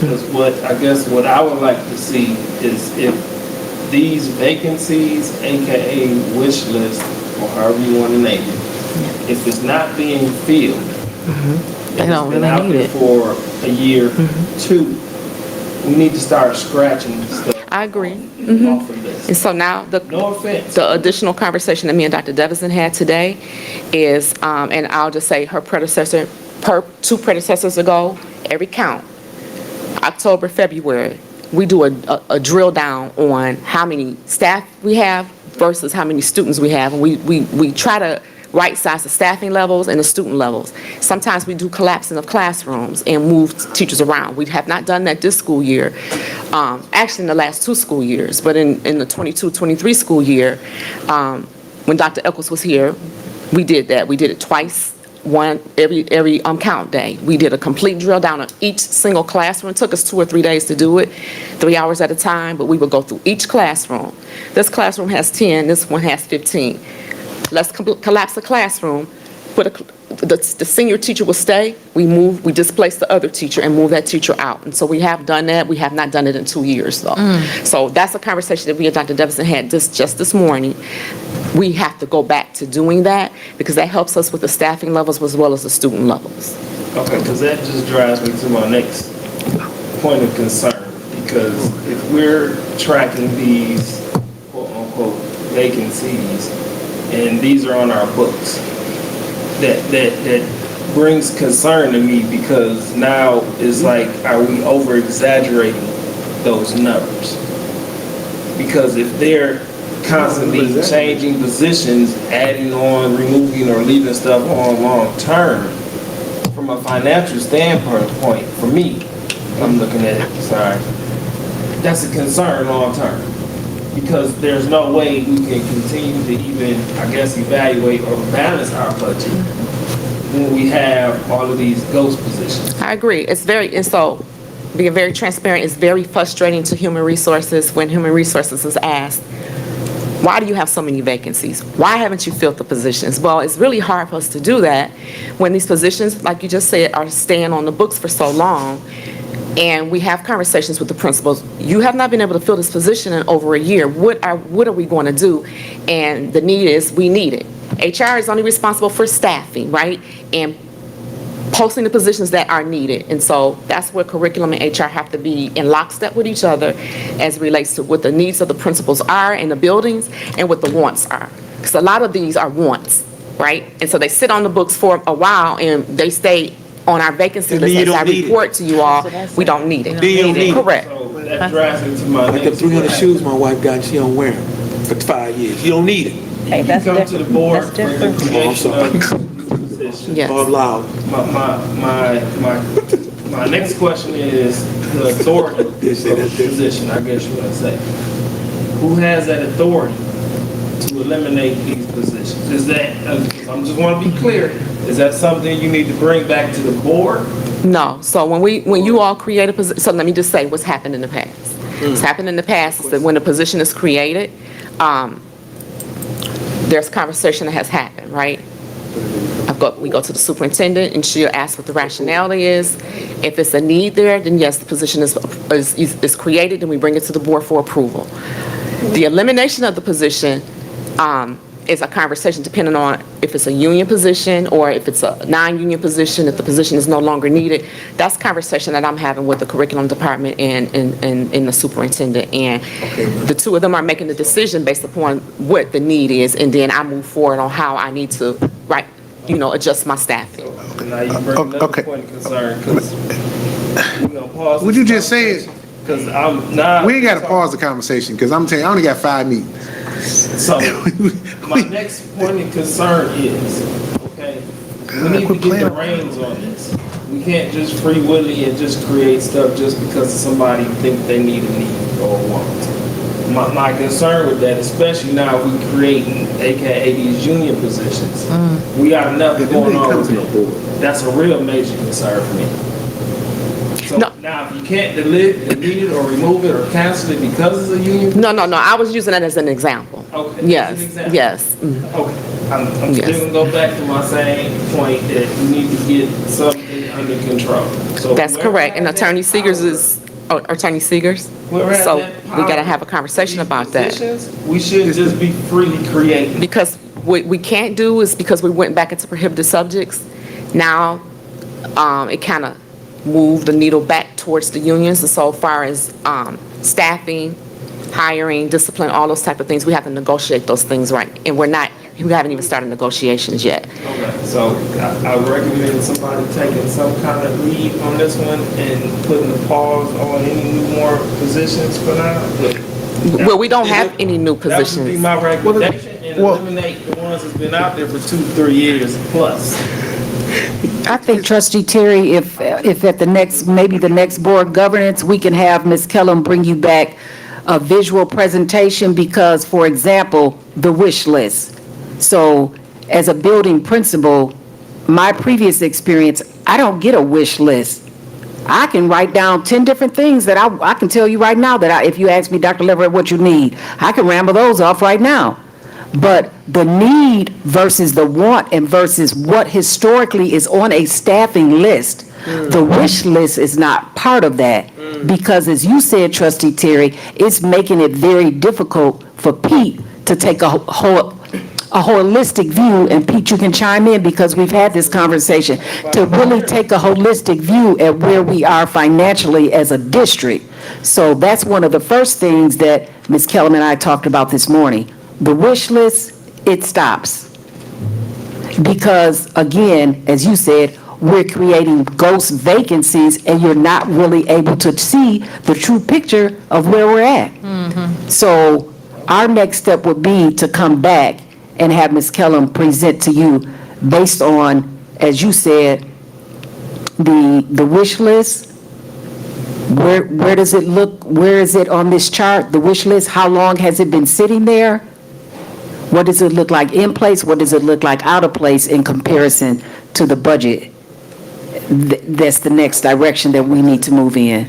I just want to lift also that HR doesn't approve the wish list Yeah. items. That's not approved. But So we're having a deeper conversation about that, but we just literally, when I say this morning, because of Pontiac Middle School and Yep. the request, that's a partnership school. Why do you have 6 vacancies over there? Well, let's talk about, we had only 2 in the summer, but because 4 were approved, they went onto the staffing list as 6 vacancies. But it wasn't.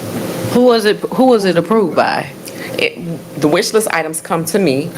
I submit those out to to the superintendent and assistant superintendent, and as a conversation. Okay. based Yeah, on and what- then we look at them together, and we make some decisions together. So I want us to start moving forward with our conversations, not, I don't do this, I don't do that, but what are we doing collectively? Because that's what we're trying to get down to, moving in a direction, whatever it is that wasn't done before, whatever we need to do moving forward, like as early as this morning when I said we're not honoring any more wish lists, because that's not been helpful to us.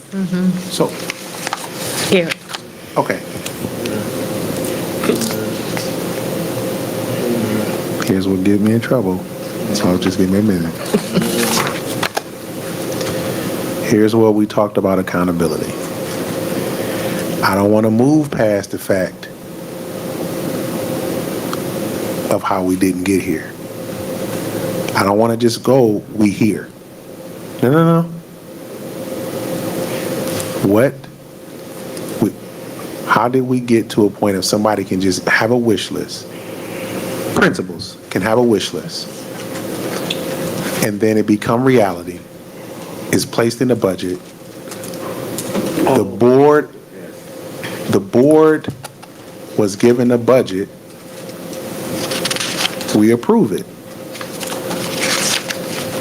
I specifically, when we talked about the organizational chart, if you just go back to the history of the meeting and minutes, the video, they're recorded, conversations, we started with the organizational chart.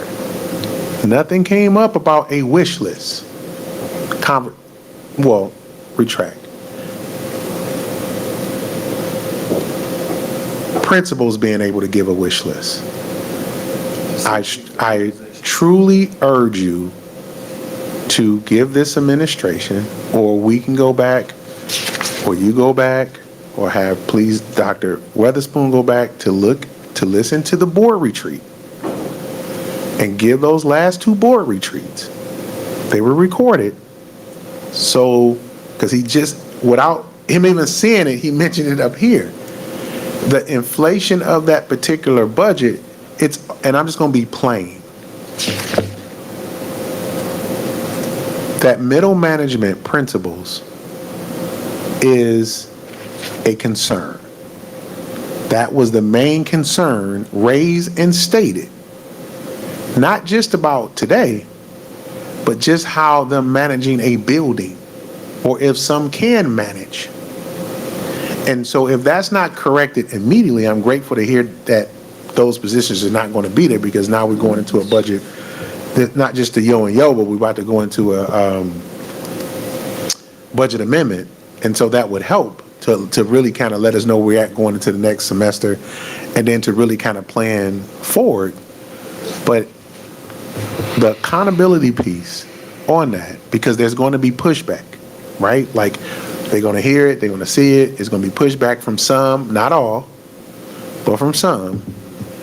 I'm just asking that this administration and this board stand tall on the pushback and begin to start in that middle management area first.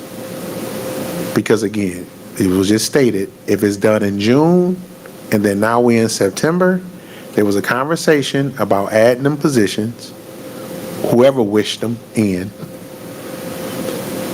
It was sent to us to approve. It wasn't like Mr. Pete didn't, he said what the numbers were, but I didn't know a lot of those positions were baked in from the middle management level, principals. And so that has to be dealt with. And we come to the conclusion, we've come to having a conversation. I don't think you should spend 30 days on not dealing with what that middle management should look like. And I'm not talking about I love the principal, academy and all that kind of thing, but we have a deeper issue, again, when there's not enough information given or fires being put at, and I would just say the superintendent level, because that was one of the things we talked about, and having another buffer or a person or a long-term I'm just putting out long-term person like Dr. Weatherspoon, like a long-term person. And me and Dr. Lever had very intense conversations about being able to separate all of those responsibilities that were carried on so that those fires don't even reach that point. And so again, we've had those conversations. I'm just saying, I think you need to the board needs to execute them and have an honest conversation about how we do it. You have the people in place at this particular point in time, and we know why conversations were discipline handed up here, because principals would not be responsible for their particular buildings and things that happen in the building because there was a culture created that everything's run through HR. We stated that we did not want that to happen anymore, and we stated that now you have to be responsible. Now the part that we look at as the evaluation piece is that being done. And at this point, like before we spin wheels, just keep talking over and over and over again about it, like that piece, if you started this morning, I say draw the line in the sand. You know my deal. Draw the line in the sand. You started this morning, start this morning, and put the value on how do we get more back into the classroom, because at our level, the elected officials space, there are things that's happening that middle management is trying to get control of the board. And I'll yield at that particular point in time and speak, and before my 5 meetings is over with. Okay. All right, thank you. Anything, did you have anything else? I did. Okay. You said nothing else? No, I said my bad. Oh, no. So when we talk about vacancies, I just didn't want to provide you with the vacancies and what we are not doing to try to fill them, right? So over the summer, we added a separate layer to our recruiting portal. Okay. So now we have a portal that will pull a further reach, basically. It's called a proactive platform. That's an extension of Frontline, is what we already have in place for recruiting. And it kind of helps to find and recruit K-12 educators by posting the jobs openings through different entities. We already post them through the colleges, through our portal that we currently have through AppleTrack, but now this is giving us a further reach. We can also post them on Google, and everybody uses Google, and it's also can be automated where we can create a campaign on there where we can push it out a little further. Heidi does Facebook and social media and all those type of things, but it's also some things that we do in place. We did get our second recruiter approved, and we're in the process of testing that person and working on interviews this week. Over the summer, we did job fairs.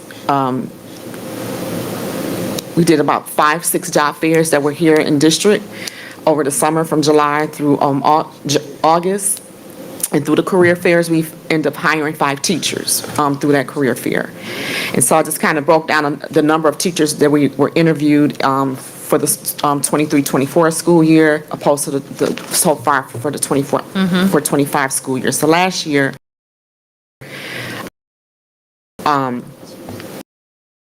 we had 105 teachers that we interviewed, 50 except interviewed 8 sub-teachers, 4 declined, 2 not selected, and 1 was in a pending status. For the special ed teachers, 7 were interviewed, 3 accepted, 2 declined, and 2 not selected. And then we go into the 24-25 school year, it went down just a little bit, but we're just in this first month of school. Over the summer, we interviewed 57 teachers, 24 were accepted, 26 declined, and 7 were not selected. Teacher assistants were 6, 2 accepted, 3 declined, 1 not selected. Sub-teachers was 2, 0 accepted, 1 declined, 1 not selected, and special ed teachers was 0 accepted, 2 declined, and 1 not selected. And so that kind of gives you a kind of a picture of the movement we've had since June 1 to up to today. Okay.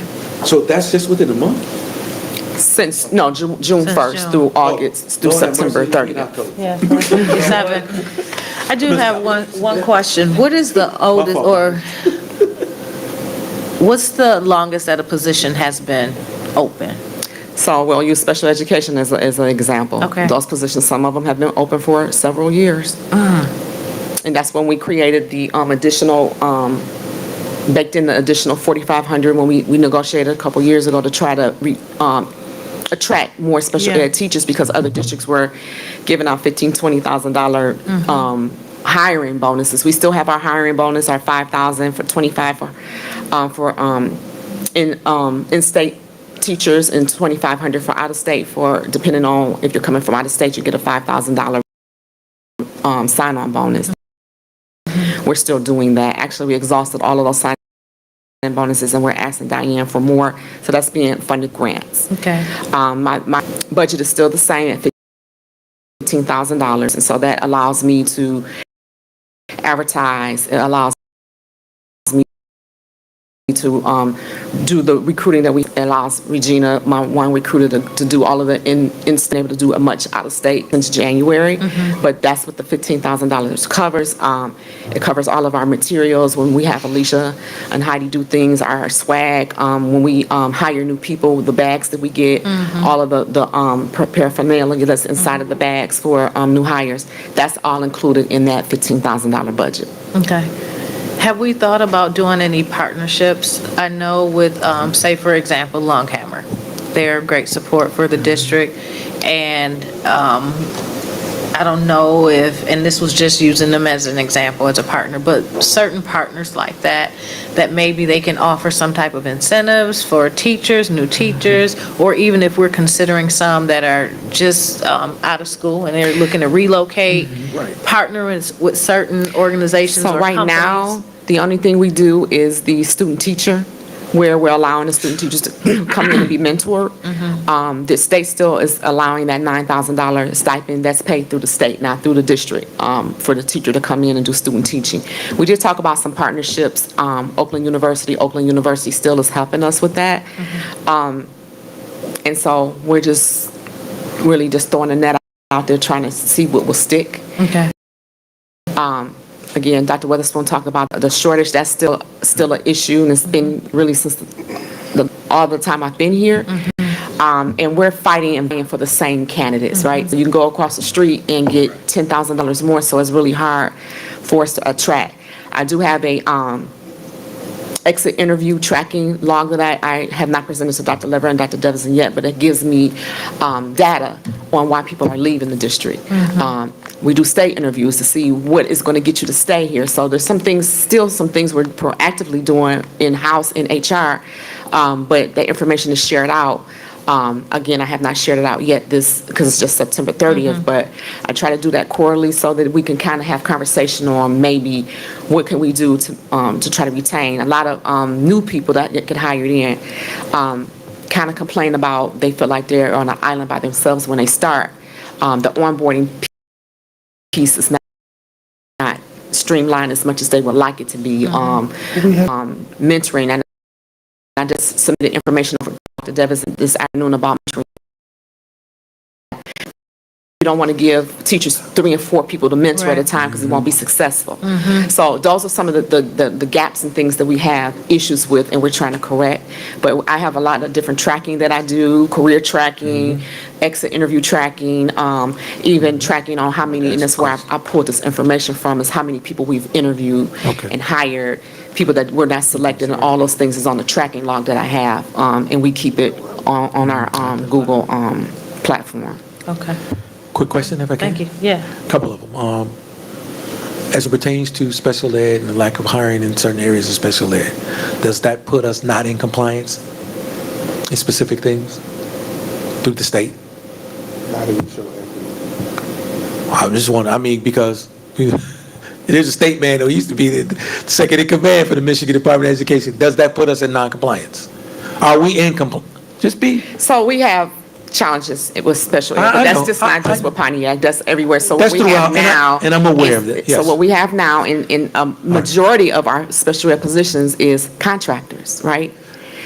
So the contracting agency, I'll just use an example, pediatric health, all of those contracts that I take to the board in May or June that you guys are approving, that's where the bulk of that work is coming from, those contractors. And so they're already fully vetted. But we cannot sustain that for 5 and 6 years, which is what we have been doing. But we got to try to do something to try to stay in compliance in some aspect. We need to hire full-time permanent people. And I know that, and it was not my intent to put y'all on the spot. I didn't want to do that publicly. Right, I understand. And that was not my intent, because that's important for us. And two, and I'm only asking these questions because these are the things that have been asked at these forums that we attend as current board members. Is the major issue of having our class sizes so large is the lack of teachers? Yes. So when I answer that question again, I'll be truthfully by stating that we're doing what we can to improve class sizes because we are trying to hire more teachers, with nationwide it's difficult to do so. So currently, yes, that will be I just we need today's to- answer. But we are that's one of the things that the union has lifted, class sizes, and they want to try to. No. I'm not talking about negotiation. I'm talking about when people in the community ask me when I attend these forums, well, our baby's got 300 kids in the classroom. Why is that? And it's because right now we have a teacher shortage and we're doing the best we can, right? Correct. Okay, I just want to make sure I'm right with it. I'm being recorded. And then lastly, didn't we as a board approve a higher pay for incoming teachers? Aren't we? Yes, that's- 45,000, right?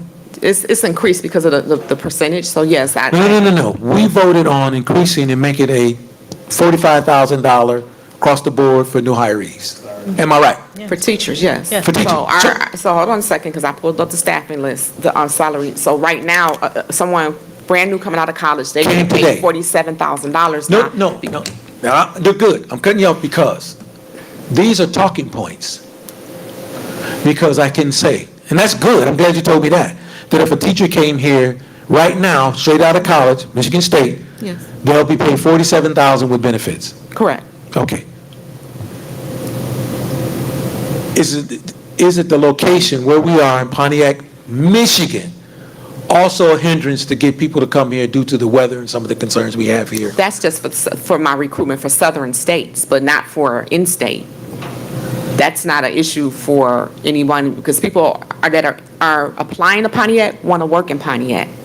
But for my southern states, yes, and so that's why I kind of revamped my recruitment.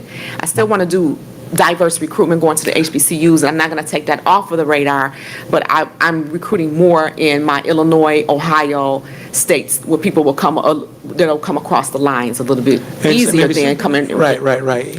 Competing with that. And I'm glad to hear that, because, again, these are good talking points, because this board made some serious decisions 2 years ago by the increase to ensure that we can get the quality teachers. Plus, we also made some decisions to give the teachers back their steps, am I right?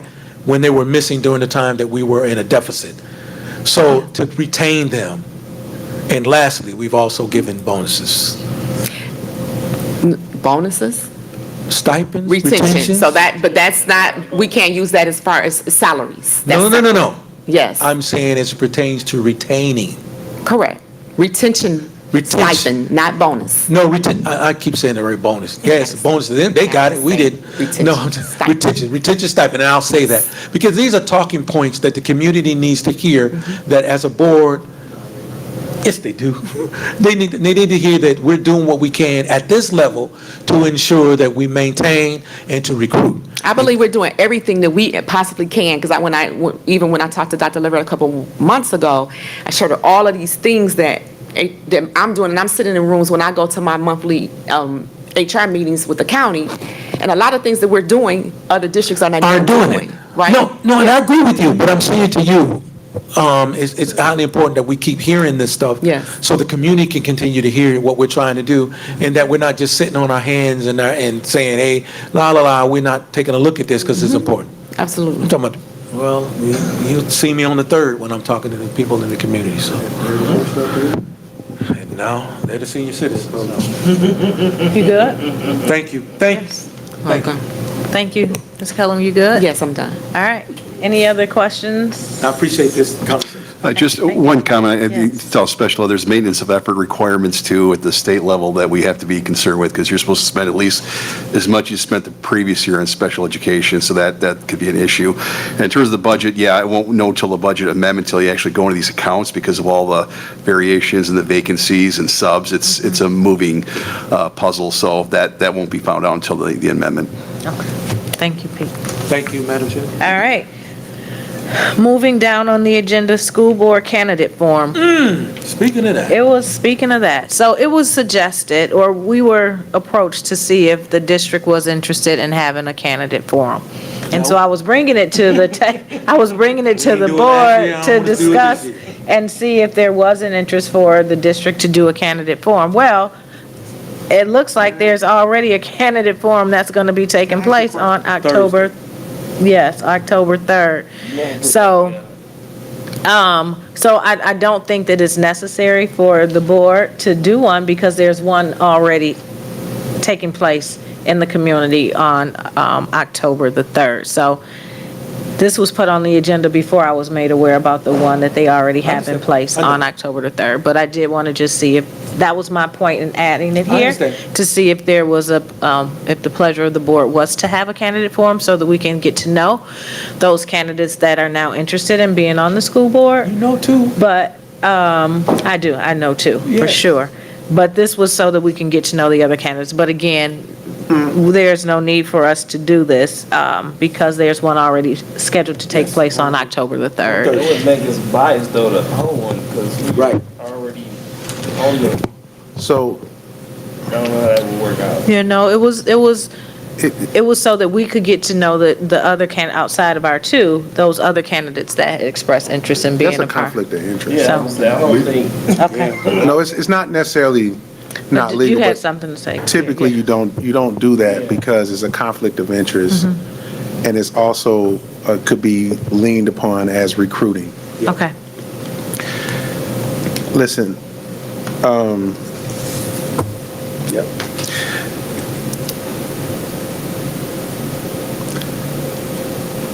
I'm not gonna make no qualms about the intentions of some people.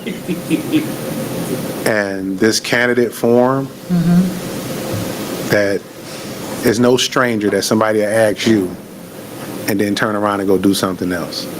This community is very, very small.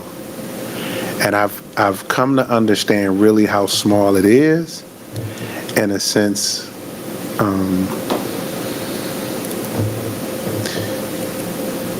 This is the most aware board that I've seen in this district as long as I've been working and being on the board. And when I mean aware of, meaning people know who you are, you can have a conversation, a very hard conversation, or a very challenging conversation on one aspect around education, and then try to work through some end. Again, I'm just want to encourage the remaining board's members is that do not lose sight of individuals who want to come in and take you backwards. And so that you're very clear on my stance, I'm being very loud and I'm going to be very vocal in this upcoming election. Since we brought up the community. Okay? The community, if we're going to ask everybody else to be accountable, then I'm going to ask that the board be accountable for its movement as well. And that no person who is collecting a paycheck from this district should be interfering in this election. And I don't know, I went through the policies, I had to spend some time in Lansing this week, and there's some things that's going on in other districts. Now, we all know about how teachers, they got their candidates and things of that nature. That's one thing. But that's an organization, which, you know, they heavily sponsor all the Q things. So I love my teachers, right? However, a collective few of teachers shouldn't be interfering in this election. And a principal shouldn't be interfering in this election. Now, these ain't no things I'm making up. And again, I told you before, I took my 90 days, I'm very clear. But there's a subset of individuals, there's individuals that want to get on this dais and control everything that they think they control on that side. I am trying, and I have tried, to be as understanding of certain things and how things happen, right? Learning from them. But I'm glad we're not thinking about doing that candidate forum, because I would have had to have another conversation in this place and with those individuals. Now, I'm going to give those individuals an opportunity, and the reason why I'm saying it taped is so nobody can say who didn't say it. It's a long meeting, so people should go forward to the time code of when I'm talking. Because it will help people to understand that when I say something, they should go a little past and then figure out what else I'm saying. But I'm very clear. I'm going to find a way to bring awareness to people who are getting paychecks from this district and interfering in this election. So my next 6 meetings, or however long I'm here until December, November, you know, it's Christmas time coming, before we take it to the community, I'm going to ask for some time with the board or board leadership, or come in on, you know, whenever. I've asked for this before. I'm asking you again. Because I purposely did something to see how far something would go. And it went way past where it was supposed to go.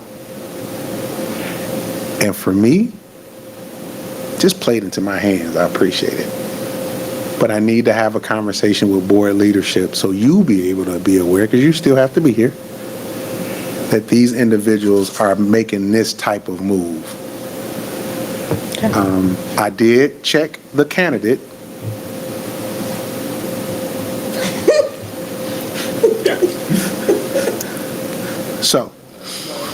So that we clear on what they needed to do. But before I go back into the community, I would like to have conversations before Q with the board leadership, if we may. Okay. Okay. Thank you. All right. Now moving down to our next thing on the agenda, future conferences and workshop discussions. Right now, as a board, we have been attending all of the conferences. We've NSBA, Q, and of course our MASB leadership. So I want us to consider going forward that instead of all of board members going to, of course, MASB, because that is where we get our credits for our, in order for us to be honors boards and move along through different levels. The other conferences, we need to talk about how we want to handle that going forward in 2025. Because we already have CUBE taken care of, but in 2025, we need to look at how we want to handle that. If we want to identify individuals from the board to participate in some of those conferences that require travel, or if we want the board or the district to cover maybe registration and we cover our own travel. Conversation needs to be had as to how how we want to handle that moving forward, so that it is not every person going on these trips. You get credit too for these other conferences, you know that, right? Yes. So and the reason why we're wanting to do it is so that we can be, again, mindful of our spending. Yes. Okay, well, One, let's just make it publicly known, like, Yeah. or I think from how the board participates at the national level, state level, and what you have done, all of you need to be involved. I don't think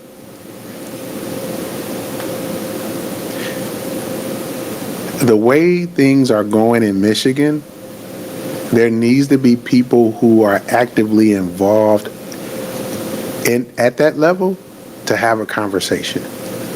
Let's just say, for instance, for me, my term is up in December, but yet my national term stays into April, which keeps me on the state board, meaning I need to appoint 2 people to national, right? Which automatically appoints them to state, to have certain conversations in rooms that experienced urban board members need to be in. And your presence is too late now, I believe, to not have Pontiac seen as you've been seen in those certain lights. We were setting up some things, and yes, some things had, we didn't care about none of that, all right? We good. But I would like for Pontiac to be the leaders in this next transition of education, because if you do what you say you're going to do, that needs to be talked about, and is not talked about in a silo, if that makes sense. And so I know we have our local issues, or we've had local, whatever it could be, but I just don't think that it's too late for y'all to turn back, specifically y'all. Now, you may want to change this if something happens and you get a newbie or something like that. Keep them at the state, because they ain't gonna even be able to handle what they about to say. And I'll tell you right now, I ain't gonna even vouch for them. But we've had conversations. Just because you have disagreements doesn't mean the assignment change, and it doesn't mean that. And so all I'm asking for is, if you're going to do something like that, that if this don't change it. If this changes, then change it, because you're going to have to get him. It works hand in hand, and you see that it does that. You don't get EPA to come in unless you seem to be doing some things over here, right? That don't just pop up in your lap. You know what I'm saying? There's certain things you get from being in certain spaces for the period of time and being who you are. And you're not gonna, I don't want y'all to, it took too long to get here. Okay. It just took too long to get here. And you're not locally bound, if that makes sense. Okay. If that makes sense. Yeah. Okay. Yeah. And to speak further to that, and I hear what you're saying,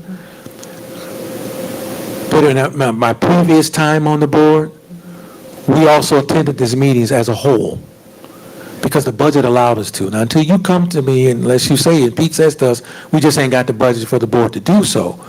Even then, prior to the deficit we had, and that was not the cause of the deficit, but that was something we had to stop because we had a deficit problem overall. But unless he says, well, because I don't even think we're utilizing all the money in our board budget, are we? No, you're under budget one. Yes, at all times. So what I'm saying is, we've been doing this since I know 1999.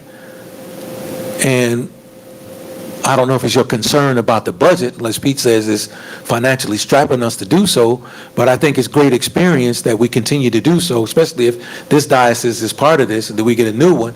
But it also gives that new person, again, we can implement some specific things like we did when we said, in order to be, No, an officer on the board, you have to finish your first level classes. We can say, in order to do a national trip, you have to finish we can implement that. That's policy already. That's policy. Before you can do a national trip? Before you can go out of town, that's how. Oh, that's what I'm saying. So, and then also too, that gives them an incentive, but also too, to allow them the experience of going. Because we've been doing this since I know over 20, 30 years. Because the budget allowed us to do so. Yes, Marcus, we have. Okay, I just want to make a correction though, sir. Okay. You've been doing it for that long. Y'all have been doing it for that long, but y'all ain't been repped like y'all been repped. No, not like now. you know what I'm saying? It was So- different then because so a I'm just lot of, saying, some people went for different reasons, Yeah, Gil, but I I'm just understand saying- that. No, but what I'm just saying, because I just want to make it perfectly clear. No. Because there's spaces, I don't change when I get off the board. No. And so and I'll make my announcement in January, but there's some other things that's happening for me. And it's a selfish reason, I'll be honest with you. Like, you need people that you know. That you can trust? That you could trust in a conversation. Yes. Because when you get individuals at a table, and we had to experience this in Lansing, that want to take man out of sportsmanship, I'm just being real. Like, these are conversations that people We had to have speak on for real. And it's like, if you're not there to have this conversation, like, the higher you go, the thinner the air. And all I'm saying is, I don't want to turn back, or you somewhere else, or I'm in another whole nother state, and you look at Michigan and it's, well, who is that? Like, why they there? Why they sitting there? And you call and you try to have a conversation. I mean, and it's purely at this point for me, it's just keeping it going, and it's purely a motive of y'all got to get off this local. No, I agree, and hear what I'm saying, and I need you to understand, I'm not saying this, because listen, we have a great time when we go. I understand that. But I have never experienced what I've experienced from even my previous time in the relationship that I've able to obtain by going to these conferences, seeing these people, the knowledge that, listen, because his experience of it, we now have aviation and CTE. So it's not just something we go on our party, have a good time, we go to UNO and all that, and Marcus called, not because of all of that. There's things that we love UNO, that we've experienced that we're able to bring back to this district ideas. So I don't know where that's coming from, and. No, Just thought. yeah, just. Okay. Oh, And okay. this is fine. I just thought, I thought it was a great thing, more than good, because of our experiences. Okay, yeah, Kraft. I'm gonna be brief myself, but when I'm saying that was a wonderful experience when I first got on the board. I had only been on 3 months, and I had gotten my level classes, and then I was able to go. I started wandering off talking to people, and just by that we ended up with an aviation program. I was the one with the least experience, and that's the one that really needed to go. So I've learned so much by going to these conferences and picked up on everything when it comes to, all of the basic budgeting and labor relations, all of that. Those are the things that I didn't know when I walked in here. So I think it's essential that we do this and keep this going. Because like I said, it's not all party. We go there and we actually go there and we learn.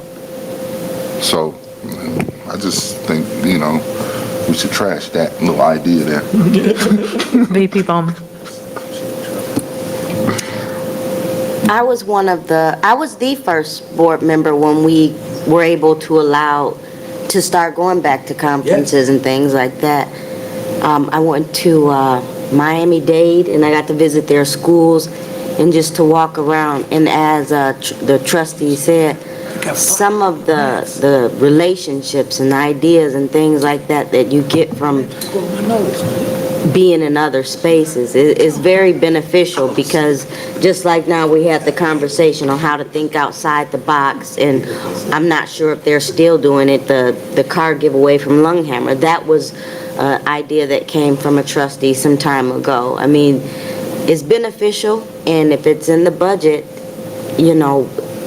however, we need to continue to move Pontiac ahead, because we do need to sit in spaces and have some conversations around how to continue to move forward. And even, administration, should, if it allows, should be able to go to some conferences because it definitely leans in when we need to pull ideas and resources and support, because if we want to come up with a new way to do something, I'm sure it's something out there that's already been done, and if we can just pull from a space where it's already been created. But it does lean into how we can make our district better, having those relationships outside of just local things. I mean, and nobody's mad at the parties after, so, I mean, that's just the truth of it.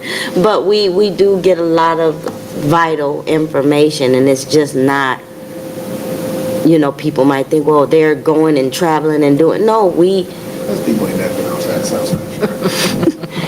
I just think it's, if it's in the budget where we can continue to do it, but if something changes, of course, we definitely should take it off the table. But if it allows, because if we're in a space to educate, this is what we're going for, to get educated. So, that's it. Thank you. Anybody else? Yes, David Smith. I know the public's been asking about our finances and things like that, and I think there's a lot of people that don't understand budgets and things like that, so they don't understand also that we have a budget for board, which is our education things and things like that, as well as I know people was talking about the bus, they're like, how we don't have money for certain things, but we got money for the electric buses. They're not understanding that was a grant. And then another thing is that a lot of people in our community don't understand that money is spent different ways. We get grants for different and specific things, and that is so that's been a conversation I've been having with people in our community and stuff like that. But one thing I can say is that we've been spending our dollars. We've been good shepherds of our dollars. And that's why we do still have money in our budget for the board budget. We're not over our budget. And it is educational every time we go. Every time we go, we do learn things, especially learning things from different districts and bringing them back here to our district. So like they said, if we have it, I think it's okay, but we all know that if we didn't have the money, we wouldn't be going, because you know what I mean? So we can't always listen to what our community is saying, because they're not actually coming in and doing the work with us. They're just hearing one person say something and they're going away with it. So, Thank you. Can we say something? Did you have something? I had a question around just You got when we say community, right? Like, is that like a universal word people like keep throwing out? Because in Pontiac, there's only 10 people that ask a specific question about what we're doing with our finances. And those same 10 people are the same individuals that kind of keep up all of the mess, if you will. So for me, I think the focus, again, needs to be raised to a higher level, and that know what you know. Like, I'm expecting y'all to take this to a whole different level. And everybody's going to always have something to say. Well, some people, the 10 people, going to always have something to say. And they're going to have something to say about this meeting. Everybody was cool when we was beefing. Everybody was happy. Now, they're going to have something to say to be like, we don't know what's going on with them no more. And then they're going to go right back to try to pick it. All I'm saying is don't let it be for naught. Don't waste your energy on them 10 people and them people who were supposed to be helping us, and turn around and pit it and try to pit us, because we can only pit each other against each other. We're adults. We're all strong individuals. And there's not a lot of leadership in this community at that particular level from folks who are doing the work. So if nobody else from this dais or nobody else from here in this district go outside and start talking about Pontiac outside of here, nobody else is going to do it. That's pretty much the bottom line. And the folks who keep talking about you and keep saying what you're doing with the money and all that kind of, like, they're not going to even run. And some of these folks who are running, never mind. Thank you. Terry. Next week. Next week. Okay. We almost there. We almost at the bottom. I'm gonna keep it short. I'm gonna keep it sweet. You know me. I'm different. I roll different. I'm big on the education. I'm big on learning. I'm in agreement that I don't think we should limit it, just due to the budget. My biggest, I think, thought would be if there is any kind of impact, it would be more or less towards the transportation or something. The most of the reservation, the fees, registration fees, it is what it is. The classes, most of our MBS classes, whatever, you can get those reimbursed. So there's credit you can get reimbursed for, like the $100 fees. A lot of people don't know that. But as long as we're applying for that, that usually doesn't come out of our budget. Mm-hmm. So when we do attend those little conferences and you do attend those classes or whatever, the CBA classes, then you more than likely gonna get reimbursed that $100 or $99 for a lot of those. And then they also do have, I guess you want to say, little scholarships and stuff that they do offer. I think we're number 17 for this year, but whatever. I don't know if we're gonna get that one this year, but not. Keep attending. Anyway, but for me, I plan on going. I don't mind using some of my funds that we're receiving, the little stipends or whatever, to cover the little transportation, air flight, and stuff like that. I don't have a problem with that.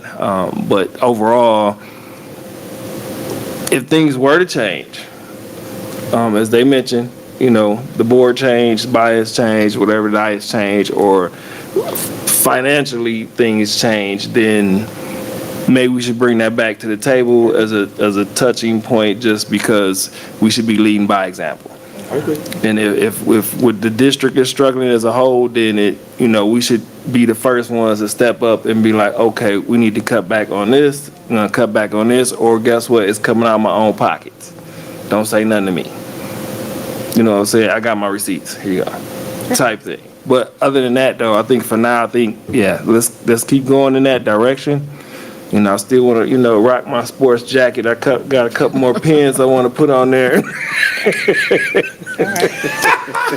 So, let's keep it going. And that is a good question, though. Are we taking jackets to any of the functions? Yes. Yeah, we always take them. Before we leave out tonight, because, I know we got probably, one more meeting, 2 more meetings? No, we got When? 2 more meetings. Okay, I just want to be prepared. So Yes. when we roll, I can have all my pens on here, and and get the little lantern with all the little. Okay. All right. But that's my intake. Okay, thank you. All right, moving down to open floor. I think everybody done said Said enough. anything else for open floor? No All meeting. right, good. I just got one thing. Okay. Just one thing, it's gonna be brief. I think we should look into the curriculum and check into what they're doing over there in Ferguson, Missouri. I mentioned it before, and we had that conversation with them out there, and I think this is something that shouldn't be ignored. And I believe that 92% graduation rate that they have there can come here and we can mirror something what they have to where, it can enhance our students' education. Okay. Open floor. Okay.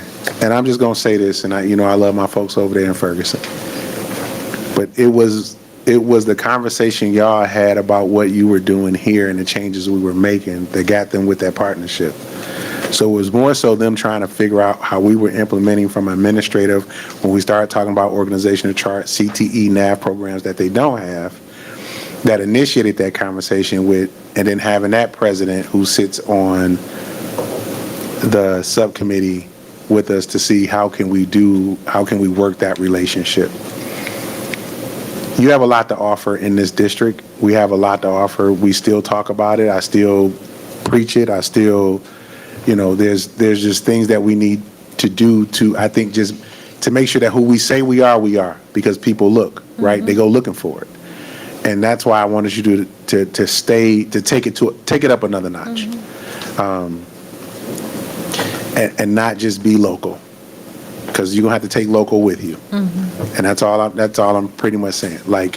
Because if you don't do it, and again, Ferguson will keep that relationship. We had that conversation. We have something planned when we get to Cube with another Plainsfield, New Jersey, in that conversation in Compton. And so things don't stop. You know what I'm saying? It don't stop. No matter what people say, no matter what people bring up and how they have conversations, because one thing you're going to realize, most of these people will never get in a room with us and say what they say. They do it silently and speak individually. And so the assignment don't change. The assignment should never change, no matter what the problem is. It should never change, and it hasn't. So, bring it. You need the jackets, and I need you to be who y'all be. Thank you, sir. Okay. All right, anything else? Now we'll go down to, this board comments. I'm good. We're good. You good? Everybody good? All right, good. Thank you, everybody. This has definitely been a rich conversation, and we will continue to move forward and making sure we're at the execution stage, and no more just talking. So we are there. We support you. So we are here to do what's in the best interest of our student and our district. So that's how we're moving forward. So thank you, everybody. I would like to get a motion to adjourn. Support. It's been moved by Gross, supported by VP Bowman, to adjourn the meeting. Any questions? I ain't going nowhere. Roll call. Oh, yes. Garrett? Yes. Yes. Yes. Yes. To Leon. Yes. All right, it's 8:33 p.m. Thank you, everybody. Thank you, madam. Miss, what time on Wednesday for the game?